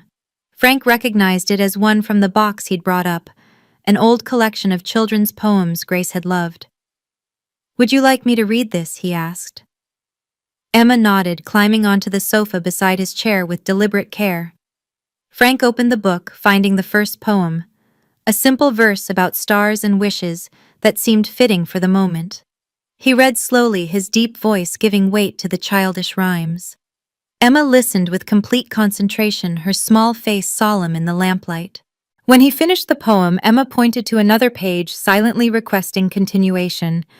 Frank obliged, reading poem after poem until Ellie appeared in the doorway. "There you are," she said to Emma. "I was wondering where you'd gone." "Just sharing some poetry," Frank explained. "Grace's favorite book when she was small." "Time for bed now, sweetheart," Ellie told Emma gently. "You can read more with Frank tomorrow." Emma reluctantly closed the book, but instead of returning it to the box, she carefully placed it on the side table beside Frank's chair, a clear intention to resume their reading session. "Thank you," Ellie said after Emma had gone upstairs. "She's never connected like that with anyone since Sarah died." "Poetry speaks when words fail," Frank replied simply. "My mother used to say that." Ellie lingered in the doorway, reluctance to end the peaceful moment evident in her posture. "What happens tomorrow?" she asked finally. "Howard will call when he has news," Frank answered. "Until then we wait. Try to give the kids a normal day." "Normal?" Ellie repeated with a sad smile. "I'm not sure they remember what that is." "Then we remind them," Frank said, rising from his chair. "One day at a time." As Ellie turned to go upstairs, Frank added quietly, "I meant what I said earlier, Ellie, whatever it takes to keep them safe." She paused, looking back at him with eyes that had seen too much betrayal to trust easily. "Why? Why would you risk everything for strangers?" Frank considered the question, searching for the truth beneath his instinctive response. "Because I couldn't save my men in Nam," he said finally. "Couldn't save Grace from that icy road. But maybe, just maybe, I can help save you and those children." The raw honesty of his answer hung in the air between them. Ellie nodded once, accepting both his motivation and his promise, then continued upstairs to where the children waited. Frank remained by the wood stove, adding another log to ensure the house stayed warm through the night. Outside, snow began falling again, soft flakes dancing in the porch light. He thought about Ellie's question, why risk everything for strangers? But they weren't strangers anymore. Somehow, in the space of just a few days, Ellie, Jack, Emma, and even Ruby had carved a place in his life that now seemed impossible to imagine vacant again. The telephone's shrill ring shattered the quiet. Frank crossed the room, quickly answering before it could wake the children. "Sullivan," he said tersely. Howard's voice came through, tense with urgency. "Frank, we have a problem. Reynolds knows they're with you. He's persuaded Donovan to come out to the ranch first thing tomorrow with a court order." Frank's grip tightened on the receiver. "How we were careful leaving town. Someone at the diner must have talked. Listen, I'm still waiting on those records, but without them, Donovan's hands are tied legally." "What time tomorrow?" 8, maybe 9, Frank." Howard's voice lowered. "If those children need to not be there when Donovan arrives, I wouldn't know anything about it." The implication was clear. Frank's mind raced through options, implications, consequences. "Thanks for the heads up," he said finally. "You're a good man, Howard." "Just evening the scales," Howard replied cryptically. "Be careful, Frank." The line went dead. Frank replaced the receiver slowly, decision crystallizing in his mind. He climbed the stairs to the guest room, knocking softly on the door. Ellie opened it immediately, clearly not yet asleep. One look at his face told her everything. "He found us," she stated flatly. Frank nodded. "Sheriff's coming tomorrow morning with a court order. We need to move tonight." "Where?" The single word carried exhaustion, fear, and desperate hope. "I know a place," Frank assured her. "Pack only what you absolutely need. I'll get the truck ready." As Ellie turned to wake the children, Frank added, "Ellie, this time we're not running. We're just buying time until Howard gets the evidence we need." She met his gaze, searching for certainty. "You really believe we can win?" "I believe in fighting for what's right," Frank replied simply. "Now let's move. We've got a long night ahead." Outside, the snow continued falling, covering tracks, erasing evidence, offering the clean slate of new beginnings. Frank stood on the porch a moment, watching the white curtain descend, remembering another snowy night when he'd lost everything that mattered. Not this time, he vowed silently. This time the story would have a different ending. The old hunting cabin crouched against the mountainside like a survivor of forgotten wars, its weathered logs and tin roof barely visible through swirling snow. Frank cut the truck's engine, plunging them into a silence broken only by the whisper of falling flakes against the windshield. "End of the road," he announced quietly, glancing at Ellie beside him. "Literally." The children slept in the back seat, Emma's head resting on Jack's shoulder, their exhaustion finally overcoming the tension of their midnight flight. Ruby dozed in her box between them, occasionally shifting with soft, disgruntled clucks. "How far are we from town?" Ellie asked, peering through the darkness at their sanctuary. 20 miles as the crow flies, closer to 30 by road." Frank gestured toward the cabin. "My grandfather built this place for hunting trips. Not much, but it's solid, and it doesn't appear on any property maps filed with the county." Ellie's relief was palpable. "No one will look for us here. Only people who know about it are me and my cousin Matthew in Oregon." Frank reached for his door handle. "Let's get you folks inside before the snow gets worse." The cabin's interior matched its rustic exterior. One main room with a pot-bellied stove, rough wooden table, and chairs, 2 narrow cots against the walls. A small alcove contained a primitive kitchen setup, and a door in the back led to what Frank explained was a basic bathroom addition he'd installed years ago. "No electricity," he apologized, lighting an old kerosene lamp. "But the stove heats the place well enough, and there's a spring-fed pump for water." Ellie surveyed the space with practical eyes. "It's perfect," she decided. "Defensible, hidden, self-sufficient." Frank raised an eyebrow at her tactical assessment. "You've been on the run longer than a few months, haven't you?" Ellie's gaze dropped. "James's control didn't start with Sarah. I was familiar with his methods before she married him." Understanding dawned in Frank's eyes. "You were involved with him first." "Briefly," Ellie admitted. "I recognized the warning signs early enough to get away. When Sarah introduced him as her new boyfriend 2 years later," she shook her head, "I tried to warn her. She thought I was jealous." "Not your fault," Frank said firmly, unpacking supplies from the boxes he'd loaded in the truck. "Manipulators like Reynolds are experts at isolating their victims, turning family against family." "I should have tried harder," Ellie whispered, helping him arrange canned goods on a shelf. Frank paused, turning to face her directly. "Listen to me.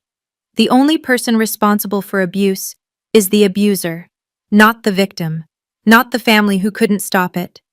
I learned that in Nam, watching good men try to save everyone and destroy themselves in the process." The intensity of his gaze made Ellie look away first. She nodded, not entirely convinced, but unwilling to argue. They worked in silent efficiency, creating order from chaos, while the children slept on in the truck. Frank built a fire in the stove, its warmth gradually permeating the cabin's chill. Ellie arranged blankets on the cots, creating nests for the children. "You should take one cot with Emma," Frank suggested. "Jack can have the other. I'll use my bedroll by the stove." Ellie frowned. "We've displaced you from your home and now your bed." "Slept on worse." Frank dismissed her concern. "Besides, someone should keep the fire going through the night." When the cabin was ready, Frank carried the still sleeping children inside, placing them gently on their respective cots. Emma stirred briefly as Frank tucked a blanket around her, her eyes opening to fix on his face with momentary confusion before recognition set in. She reached out, small fingers grasping his worn flannel sleeve for a second before sleep reclaimed her. The simple gesture of trust tightened something in Frank's chest. Ruby settled into a nest Ellie had prepared near the stove, the hen seeming to understand the need for quiet as she tucked her head beneath one wing, with only minimal fussing. Ellie stood in the center of the cabin, exhaustion etched in every line of her body. "Try to get some sleep," Frank urged. "Tomorrow will come soon enough." "What happens when the sheriff finds the ranch empty?" She asked the question that had clearly been weighing on her mind. "Tom will search the property, the outbuildings." Frank stoked the fire thoughtfully. "When he doesn't find you, he'll report back to Reynolds. Reynolds will push to expand the search." "And then—" Frank's expression hardened. "Then we hope Howard comes through with the evidence before they think to check the hunting grounds." Ellie nodded, the fragile hope in her eyes both beautiful and heartbreaking. "Thank you," she said simply, the words encompassing far more than the night's sanctuary. Frank waved away her gratitude. "Get some rest. I'll wake you if anything changes." After Ellie had settled beside Emma, Frank sat before the stove, feeding it small pieces of wood, watching the flames dance behind the iron grate. The familiar task freed his mind to consider their situation from all angles, calculating risks and alternatives with the strategic precision that had once kept his unit alive in hostile territory. Reynolds would not give up easily. Men like him, accustomed to power and control, rarely did. The legal system favored him as the children's uncle and presumed guardian. Without Howard's evidence, Ellie's word alone wouldn't be enough. If the evidence didn't materialize— Frank's hand drifted to the hunting rifle he'd propped beside the door. As a last resort, they could cross into Canada through the mountain passes he knew intimately from his youth. It would mean leaving everything behind: his ranch, his life, Grace's memory embedded in the land his family had worked for generations. But some things mattered more than land and memory. The sleeping children, their protector finally at rest beside them, had awakened something in Frank he'd thought died in Vietnam, or perhaps on that icy road with Grace. A fierce, protective instinct, yes, but something more. The recognition that his life still held purpose beyond merely existing from day to day. Frank added another log to the stove, settling in for his vigil, as snow continued falling outside, nature's own blanket of protection against those who would do harm. Dawn broke with crystalline clarity, the storm having passed in the night, to leave behind a world transformed by fresh snow. Frank stood on the cabin's small porch, coffee mug steaming in the bitter cold, watching the sun's first rays gild the white landscape. By his calculation, Sheriff Donovan would be arriving at the ranch about now, court order in hand, expecting to find Ellie and the children. The discovery of their absence would buy them perhaps 6 hours before the search expanded to the surrounding areas. The cabin door creaked open behind him. Frank turned to find Jack, tousle-haired and sleepy-eyed, wrapped in a blanket. "Morning, partner," Frank greeted. "Sleep well." Jack nodded, moving to stand beside him at the railing. "Is this your secret hideout?" Frank's lips twitched at the childish terminology. "Something like that. My grandfather brought me here when I was about your age, taught me to track deer and respect the wilderness." "Did you shoot deer?" Jack asked, eyes wide. "Only when we needed the meat," Frank explained. "Never for sport. Grandfather said taking a life, any life, carried responsibility." Jack considered this solemnly. "The bad doctor doesn't think that way." The simple statement, delivered with a child's unvarnished perception, confirmed Frank's assessment of Reynolds more thoroughly than any adult testimony. "No," he agreed quietly. "I don't believe he does." They stood in companionable silence, watching a pair of ravens circle above the snow-laden pines. Eventually Jack spoke again, his voice small against the vast landscape. "Are we safe here?" Frank placed a gentle hand on the boy's shoulder. "Yes," he said with more certainty than he felt. "You're safe here." Jack nodded, accepting the assurance with a child's faith in adult protection. "Good. Emma doesn't like being scared all the time." Before Frank could respond to this insight, the cabin door opened again, revealing Ellie with Emma by her side. Ruby strutted out behind them, appearing thoroughly disgruntled by her rustic accommodations. "There you are," Ellie said to Jack, relief evident in her voice. The constant vigilance of motherhood, or aunthood, never fully abated, Frank noted. "Frank says we're safe here," Jack reported importantly. "And he taught me about responsibility." Ellie's eyes met Frank's over the boy's head, gratitude mingling with caution.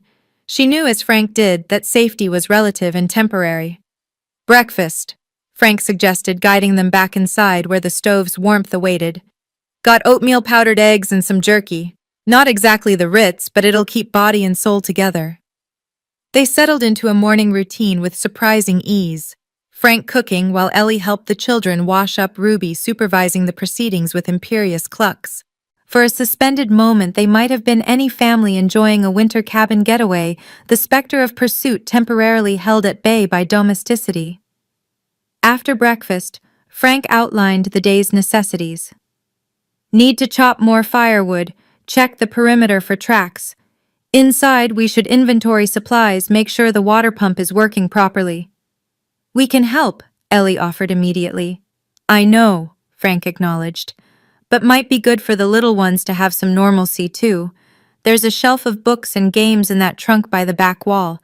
My grandfather believed in being prepared for rainy days." Ellie nodded, understanding. They were balancing practical concerns with the children's emotional needs, a delicate equilibrium she'd been attempting to maintain throughout their months on the run. As Frank pulled on his coat to head outside, Emma tugged at Ellie's sleeve, pointing toward Frank with clear intent. "You want to go with him?" Ellie interpreted surprise evident in her voice. Emma nodded decisively. Frank considered the child's request. "Could use a good lookout," he offered. "Someone with sharp eyes to watch for animal tracks while I chop wood." Emma's solemn nod accepted the assignment with appropriate gravity. "Stay close to the cabin," Ellie cautioned as Frank helped Emma into her coat and boots. "Scout's honor," Frank promised, offering his hand to Emma, who took it with careful deliberation. Outside, the morning air bit with winter's teeth, but the sunshine promised warmth as the day progressed. Frank led Emma to a fallen log near the woodpile, showing her how to identify various animal tracks in the fresh snow. Rabbit, fox, deer. "See how the deer's hoof print makes that heart shape," he demonstrated, crouching beside a clear impression. "And see that darker spot in the center? Tells you it's fresh, made since the snow stopped falling." Emma studied the tracks with intense concentration, then pointed to another set leading toward the trees. "Good eye," Frank praised. "Those are squirrel tracks. See how they're in pairs? That's because squirrels bound through the snow, landing with all 4 feet together." As Frank chopped wood, Emma patrolled the immediate area, occasionally tugging his sleeve to show him new discoveries. Pine cones, interesting stones, more animal tracks. Her silence remained unbroken, but her eyes spoke volumes.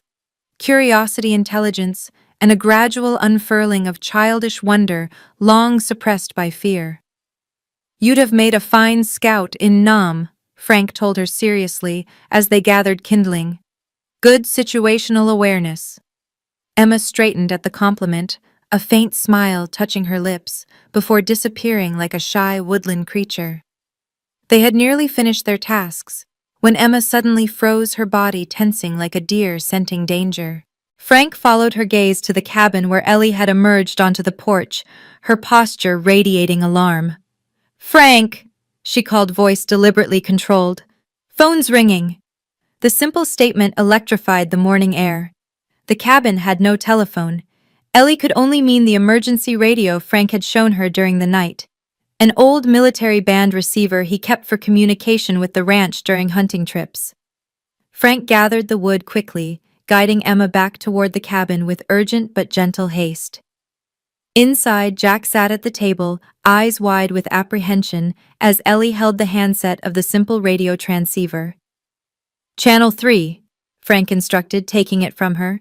He adjusted the frequency and pressed the talk button.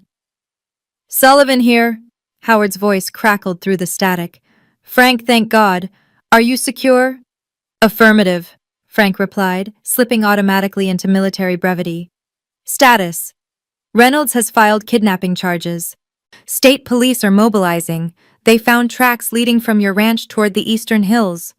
Frank's eyes met Ellie's. He'd deliberately driven east for several miles before doubling back west toward the cabin, a basic evasion tactic that was buying them precious time. "What about the evidence?" Frank asked the crucial question hanging between them.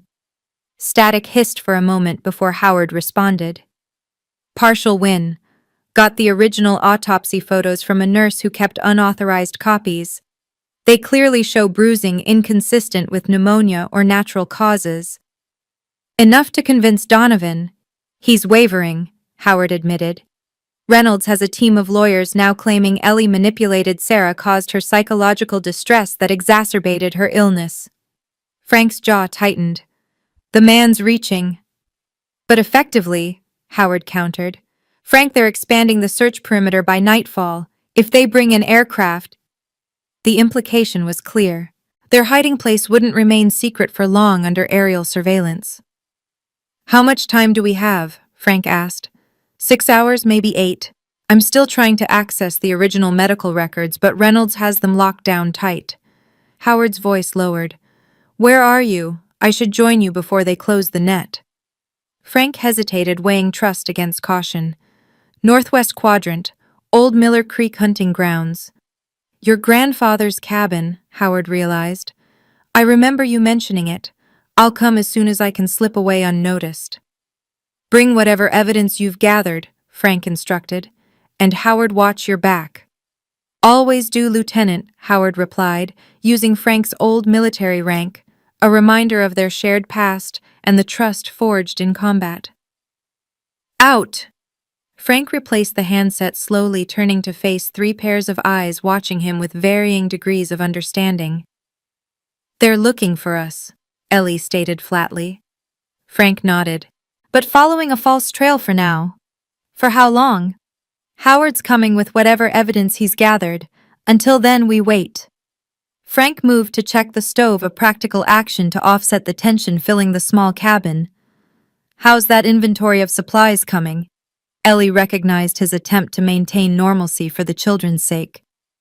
We have enough food for 3 days, water's plentiful thanks to the pump, and Ruby's laid claim to that basket by the stove. The hen in question preened at the mention of her name, strutting importantly across the wooden floor as if conducting her own inspection of their defenses. Frank, Jack asked, his voice small but determined. If the bad doctor comes, will you protect us? The directness of the question silenced the adults. Emma's eyes fixed on Frank's face, awaiting his answer with the same intensity as her brother. Frank crouched to the children's eye level, choosing his words carefully. Yes, he said simply. I will protect you, with everything I have. The promise, delivered without embellishment or condition, seemed to satisfy Jack, who nodded seriously before returning to the game he'd discovered in the trunk. Emma held Frank's gaze a moment longer, something like recognition passing between them. 2 souls acquainted with the weight of silence and its many meanings. Ellie turned away, busying herself with rearranging supplies to hide the emotion threatening to overwhelm her. Frank's promise had been to the children, but its protection extended to her as well, a shield she hadn't dared hope for during the long months of solitary flight.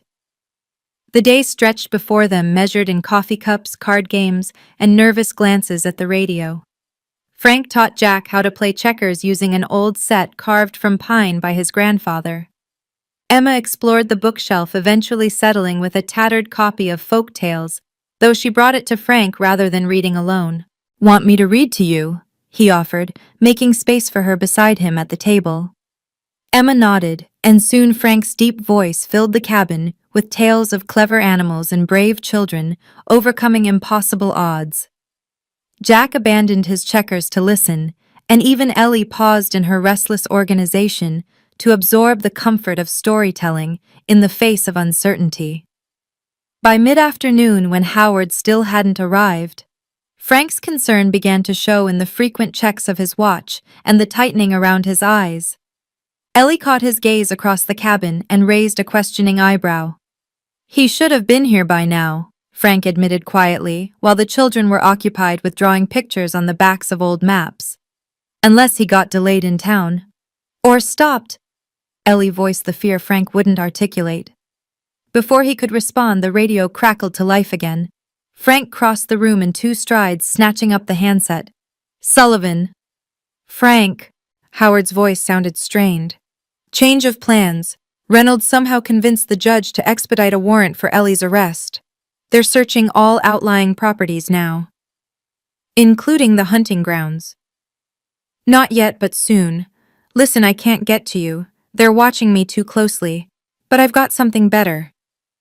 Howard paused, the static filling the silence with ominous white noise. Grace's files. Frank's stiffened confusion evident in his expression. What about them? The investigation she was conducting before she died. It was into the Reynolds Mining Corporation's water contamination. And Frank, she had evidence linking James Reynolds personally to the cover-up. The revelation struck Frank like a physical blow. Grace was investigating Reynolds. Not just investigating, about to expose him. That's why… Howard hesitated. Frank, I think her accident wasn't an accident. The brake lines on her car were tampered with according to the initial police report, a report that mysteriously vanished from county records a week later. Frank gripped the edge of the table, the world tilting beneath him, as 7 years of grief reorganized themselves around this new horrific axis. You're saying Reynolds had Grace killed? He asked, voice dangerously quiet. I'm saying the timing is suspicious. The evidence was buried, and Reynolds had motive, Howard clarified. Grace's notes mentioned a source inside Reynolds Mining, someone feeding her information about falsified environmental tests. Where are these notes now? Frank demanded. That's the thing. They should have been with her other papers. But after her death, when her editor tried to access them to continue the investigation, they'd vanished. Frank's mind raced through implications and possibilities. Unless she kept copies elsewhere. Exactly, Howard confirmed. Did Grace have a hiding place? Somewhere she might have secured sensitive information? Frank closed his eyes, memory surfacing through years of carefully maintained numbness. Her piano bench, he said suddenly. She had a false bottom installed, said every journalist needed a secure place for sources. Check it when you can, Howard urged.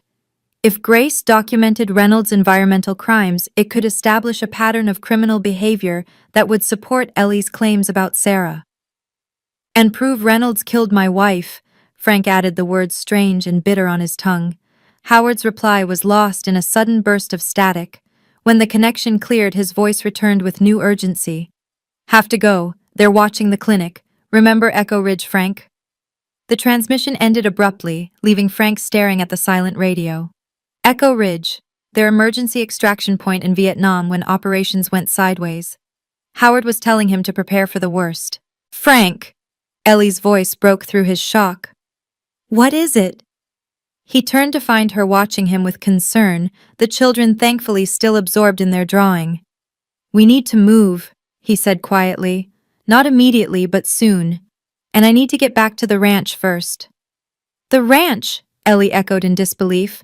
That's the first place they'll be watching. There's something there I need, something that might help us. Frank ran a hand over his face, the weight of Howard's revelation settling into determined purpose. Evidence that could connect Reynolds to another crime, one that would establish a pattern of violence and cover-ups. Understanding dawned in Ellie's eyes. Your wife's death wasn't an accident. Howard thinks her brake lines were tampered with, Frank confirmed. She was investigating Reynolds Mining's contamination of local water sources. Oh, Frank. Ellie breathed, the simple words carrying volumes of empathy. Grace kept notes in a hidden compartment in her piano bench. Frank continued, forcing himself to focus on practicalities, rather than the rage and grief threatening to overwhelm him. If I can retrieve them… It's too dangerous, Ellie interrupted.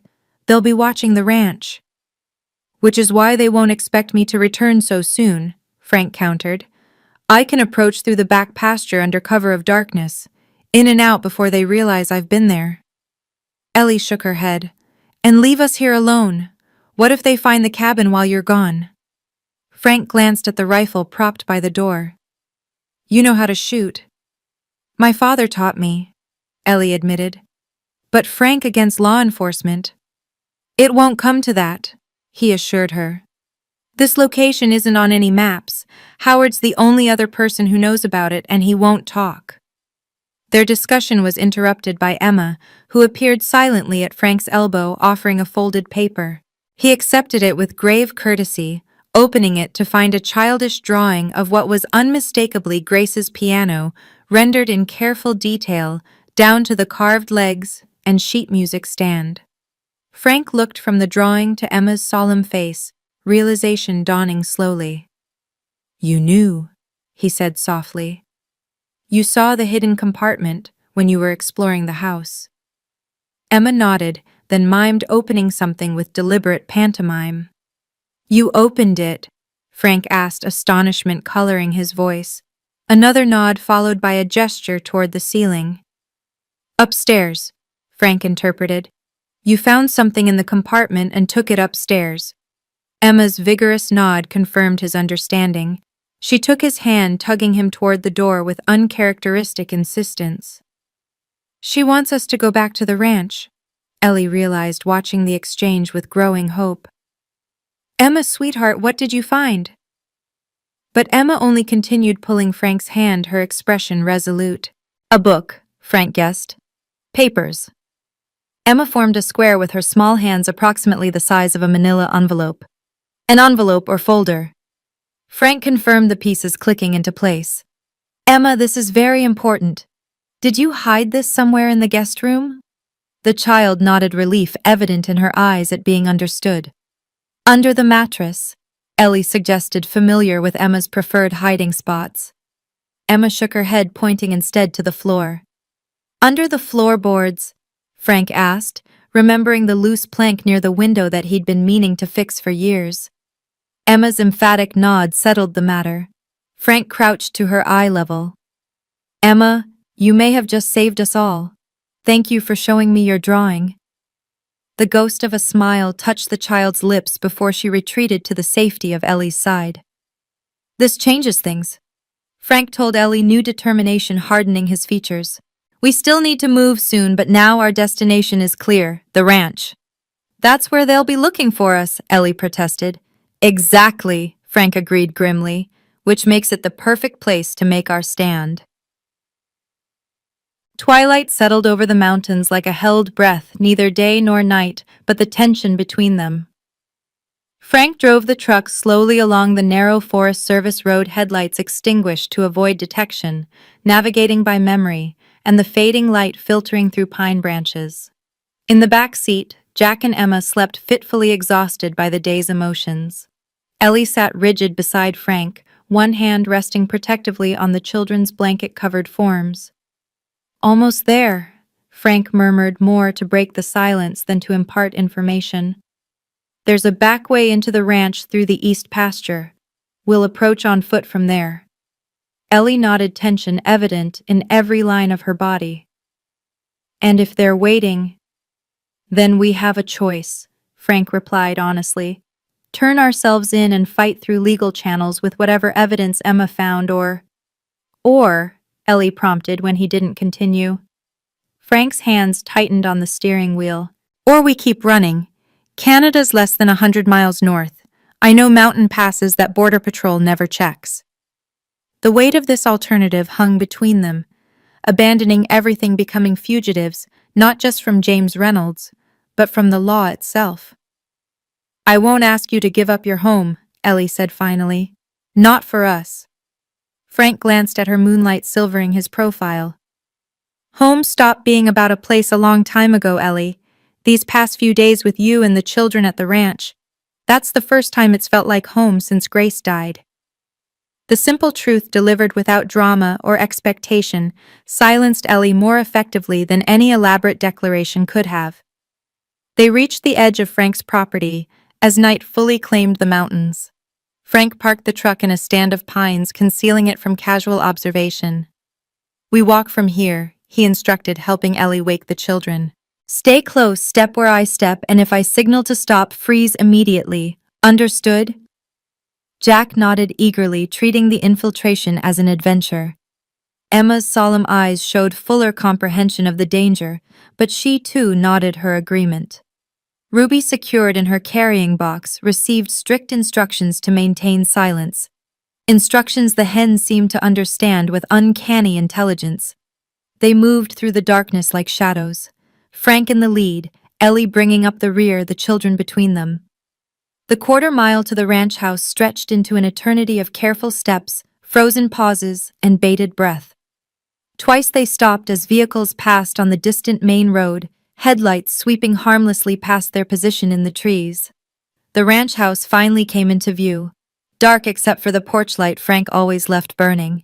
No police vehicles were visible, but Frank remained cautious, studying the property from the shelter of the tree line before signaling them forward. "Back door," he whispered, guiding them across the open yard with swift, purposeful strides.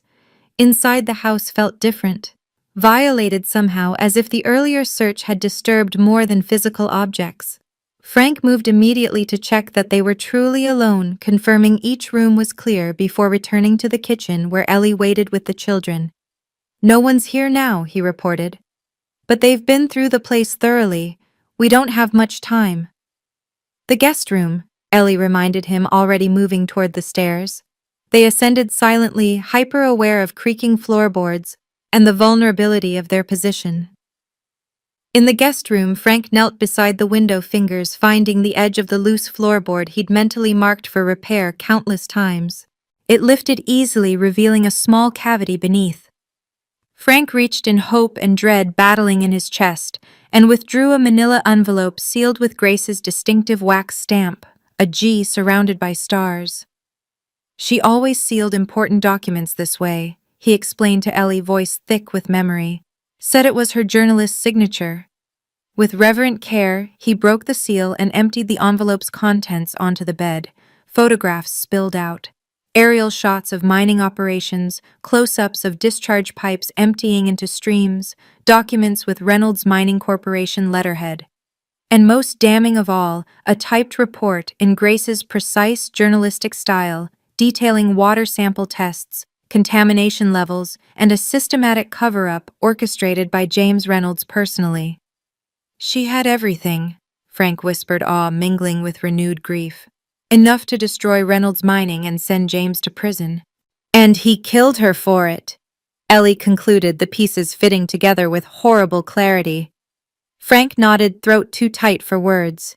His fingers trembled slightly as he gathered the evidence, proof not only of Reynolds' environmental crimes, but circumstantially at least, of his involvement in Grace's death.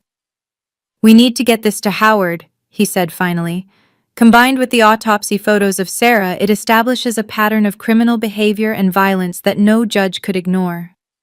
The sound of tires on gravel interrupted his planning.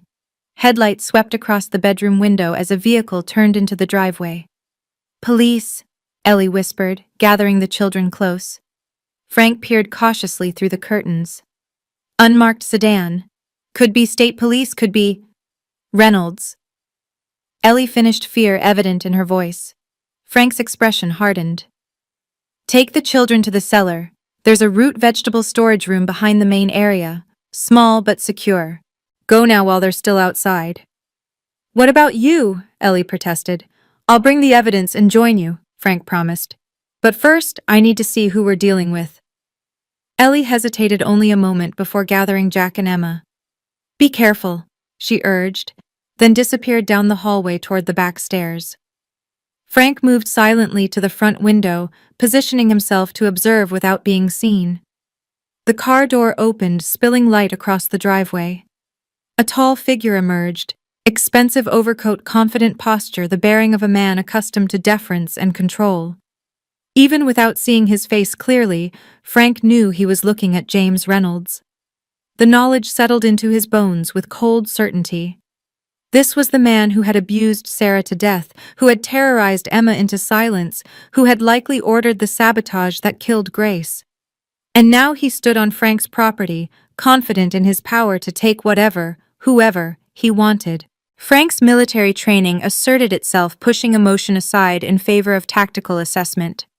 Reynolds appeared to be alone, arrogant enough to believe he didn't need backup. He approached the house with the entitlement of someone who expected doors to open for him. Making his decision, Frank tucked Grace's evidence into his jacket and moved quickly downstairs. Instead of hiding, he positioned himself in the darkened living room, seated in his armchair with Grace's photograph clearly visible on the side table. The front door opened without a knock, confirming Frank's assessment of Reynolds' character. Footsteps moved confidently through the entryway into the living room. "Mr. Sullivan," a cultured voice called into the darkness. "I know you're here. Your truck was spotted returning to the property." Frank remained silent, allowing Reynolds to advance further into the room. "I'm not here to cause trouble," Reynolds continued, moving toward the staircase. "I simply want what's mine, my niece and nephew. Return them and we can resolve the situation amicably." Frank reached casually to his left, switching on the table lamp. Reynolds startled, turning to find Frank watching him with dangerous calm. "Dr. Reynolds," Frank acknowledged, remaining seated. "Trespassing is generally considered trouble in these parts." Reynolds recovered quickly, smoothing his expensive coat with manicured hands. In his early 40s, he had the polished good looks of old money and privilege, handsome in a conventional way that probably photographed well for hospital fundraisers. "The door was unlocked," he lied smoothly. "I assumed I was expected given that Sheriff Donovan informed you of my legal rights to the children." "Interesting interpretation," Frank observed, noting the calculating assessment in Reynolds' eyes. "Most folks around here still knock before entering." Reynolds smiled thinly. "Country customs. Charming but inefficient. Now shall we dispense with the pleasantries? Where are Eleanor and the children?" "Not here," Frank replied, matching Reynolds' false politeness with his own. "Come now, Mr. Sullivan. Your truck returns in the middle of the night, yet your house guests are mysteriously absent." Reynolds took another step into the room. "I have a court order for their return. Continuing to harbor them makes you an accessory to kidnapping." Frank remained unmoving. "Funny thing about courts, they tend to take a different view when presented with new evidence." Something flickered across Reynolds' polished exterior, a momentary crack in the facade. "What evidence?" Frank smiled without warmth. "My wife was thorough in her investigations, documented everything. Water samples, falsified environmental reports, internal memos ordering the cover-up. Your cover-up specifically." Reynolds stiffened his composure, slipping further. "Your wife died in a car accident 7 years ago. What possible relevance?" "Grace was investigating Reynolds Mining's contamination of local watersheds," Frank interrupted. "She had sources inside your company documentation of your personal involvement in hiding toxic discharge levels. She was preparing to publish her findings the week she died." "A coincidence?" Reynolds dismissed, but his eyes had hardened to flint. "Maybe," Frank acknowledged, rising slowly from his chair. "Except for the brake lines on her car being tampered with, a fact documented in the initial police report that mysteriously vanished from county records shortly after her death." The pretense of civility evaporated from Reynolds' demeanor. "Careful, Sullivan. Unfounded accusations of murder could prove unfortunate for you." "They're not unfounded," Frank countered, patting his jacket where Grace's evidence rested. "And combined with the original autopsy photos of your wife showing clear evidence of physical abuse, they establish a pattern that any prosecutor would find compelling." Reynolds' facade cracked completely, revealing the cold calculation beneath. "You have nothing. The autopsy records were sealed by court order, the original photos destroyed." "Except for the copies one conscientious nurse kept," Frank corrected. "Currently in the possession of Dr. Howard Jennings, along with sworn statements from hospital staff who witnessed Sarah's injuries firsthand." For the first time, uncertainty flickered across Reynolds' face, quickly masked by renewed confidence. "It doesn't matter. Your word against mine, a grieving widower, grasping at conspiracy theories versus a respected physician. Who do you think people will believe?" "That would depend on the evidence," a new voice interjected from the doorway. Both men turned to find Sheriff Donovan standing in the entrance, Howard Jennings beside him. Donovan held his service weapon casually at his side, not quite pointed at Reynolds, but certainly not pointed away. "Tom," Frank acknowledged with a nod. "Howard." "Frank," Donovan returned evenly. Dr. Reynolds here insisted on searching your property personally, said he was concerned about the children's welfare. Concerned enough to break in, Frank noted. So I observed, Donovan agreed. From my vehicle across the road where I've been monitoring the property since Dr. Reynolds mentioned his intention to visit. Reynolds' composure fractured further. Sheriff, I have a court order. Based on incomplete information, Howard interrupted, stepping forward with a file folder. I've spent the day gathering sworn statements from hospital staff regarding Sarah Reynolds' injuries and death. Combined with the autopsy photos I preserved, they paint a concerning picture of domestic abuse. Hearsay and fabrications. Reynolds dismissed, though his confident tone had acquired a desperate edge. And what about Grace's evidence? Frank asked Howard. Did you find anything connecting Reynolds to her accident? Howard nodded grimly. The mechanic who initially examined her car. He kept his original notes documenting the brake line tampering despite pressure to amend his report. He's prepared to testify. Reynolds assessed the room with the cornered calculation of a predator seeking escape. This is absurd. A conspiracy of backward locals against a respected physician. A conspiracy of truth against years of cover-ups. Frank corrected, stepping closer. It's over, Reynolds. You won't hurt anyone else. Something dangerous flashed in Reynolds' eyes. His hand moved toward his coat pocket with practiced smoothness. Frank recognized the motion instantly, the reach for a concealed weapon. Before Reynolds could complete the action, Frank lunged forward, catching his wrist in an iron grip. Don't, Frank warned, voice deadly quiet. Reynolds struggled briefly before Donovan's authoritative freeze halted the confrontation.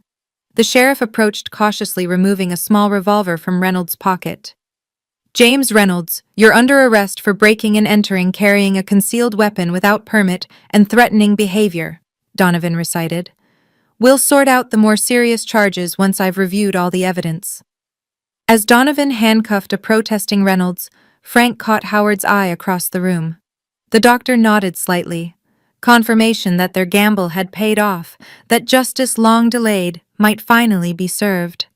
Only when Reynolds had been secured in Donovan's patrol car did Frank signal toward the cellar door. Ellie emerged cautiously, the children close behind her, Ruby's carrying box clutched in Jack's arms.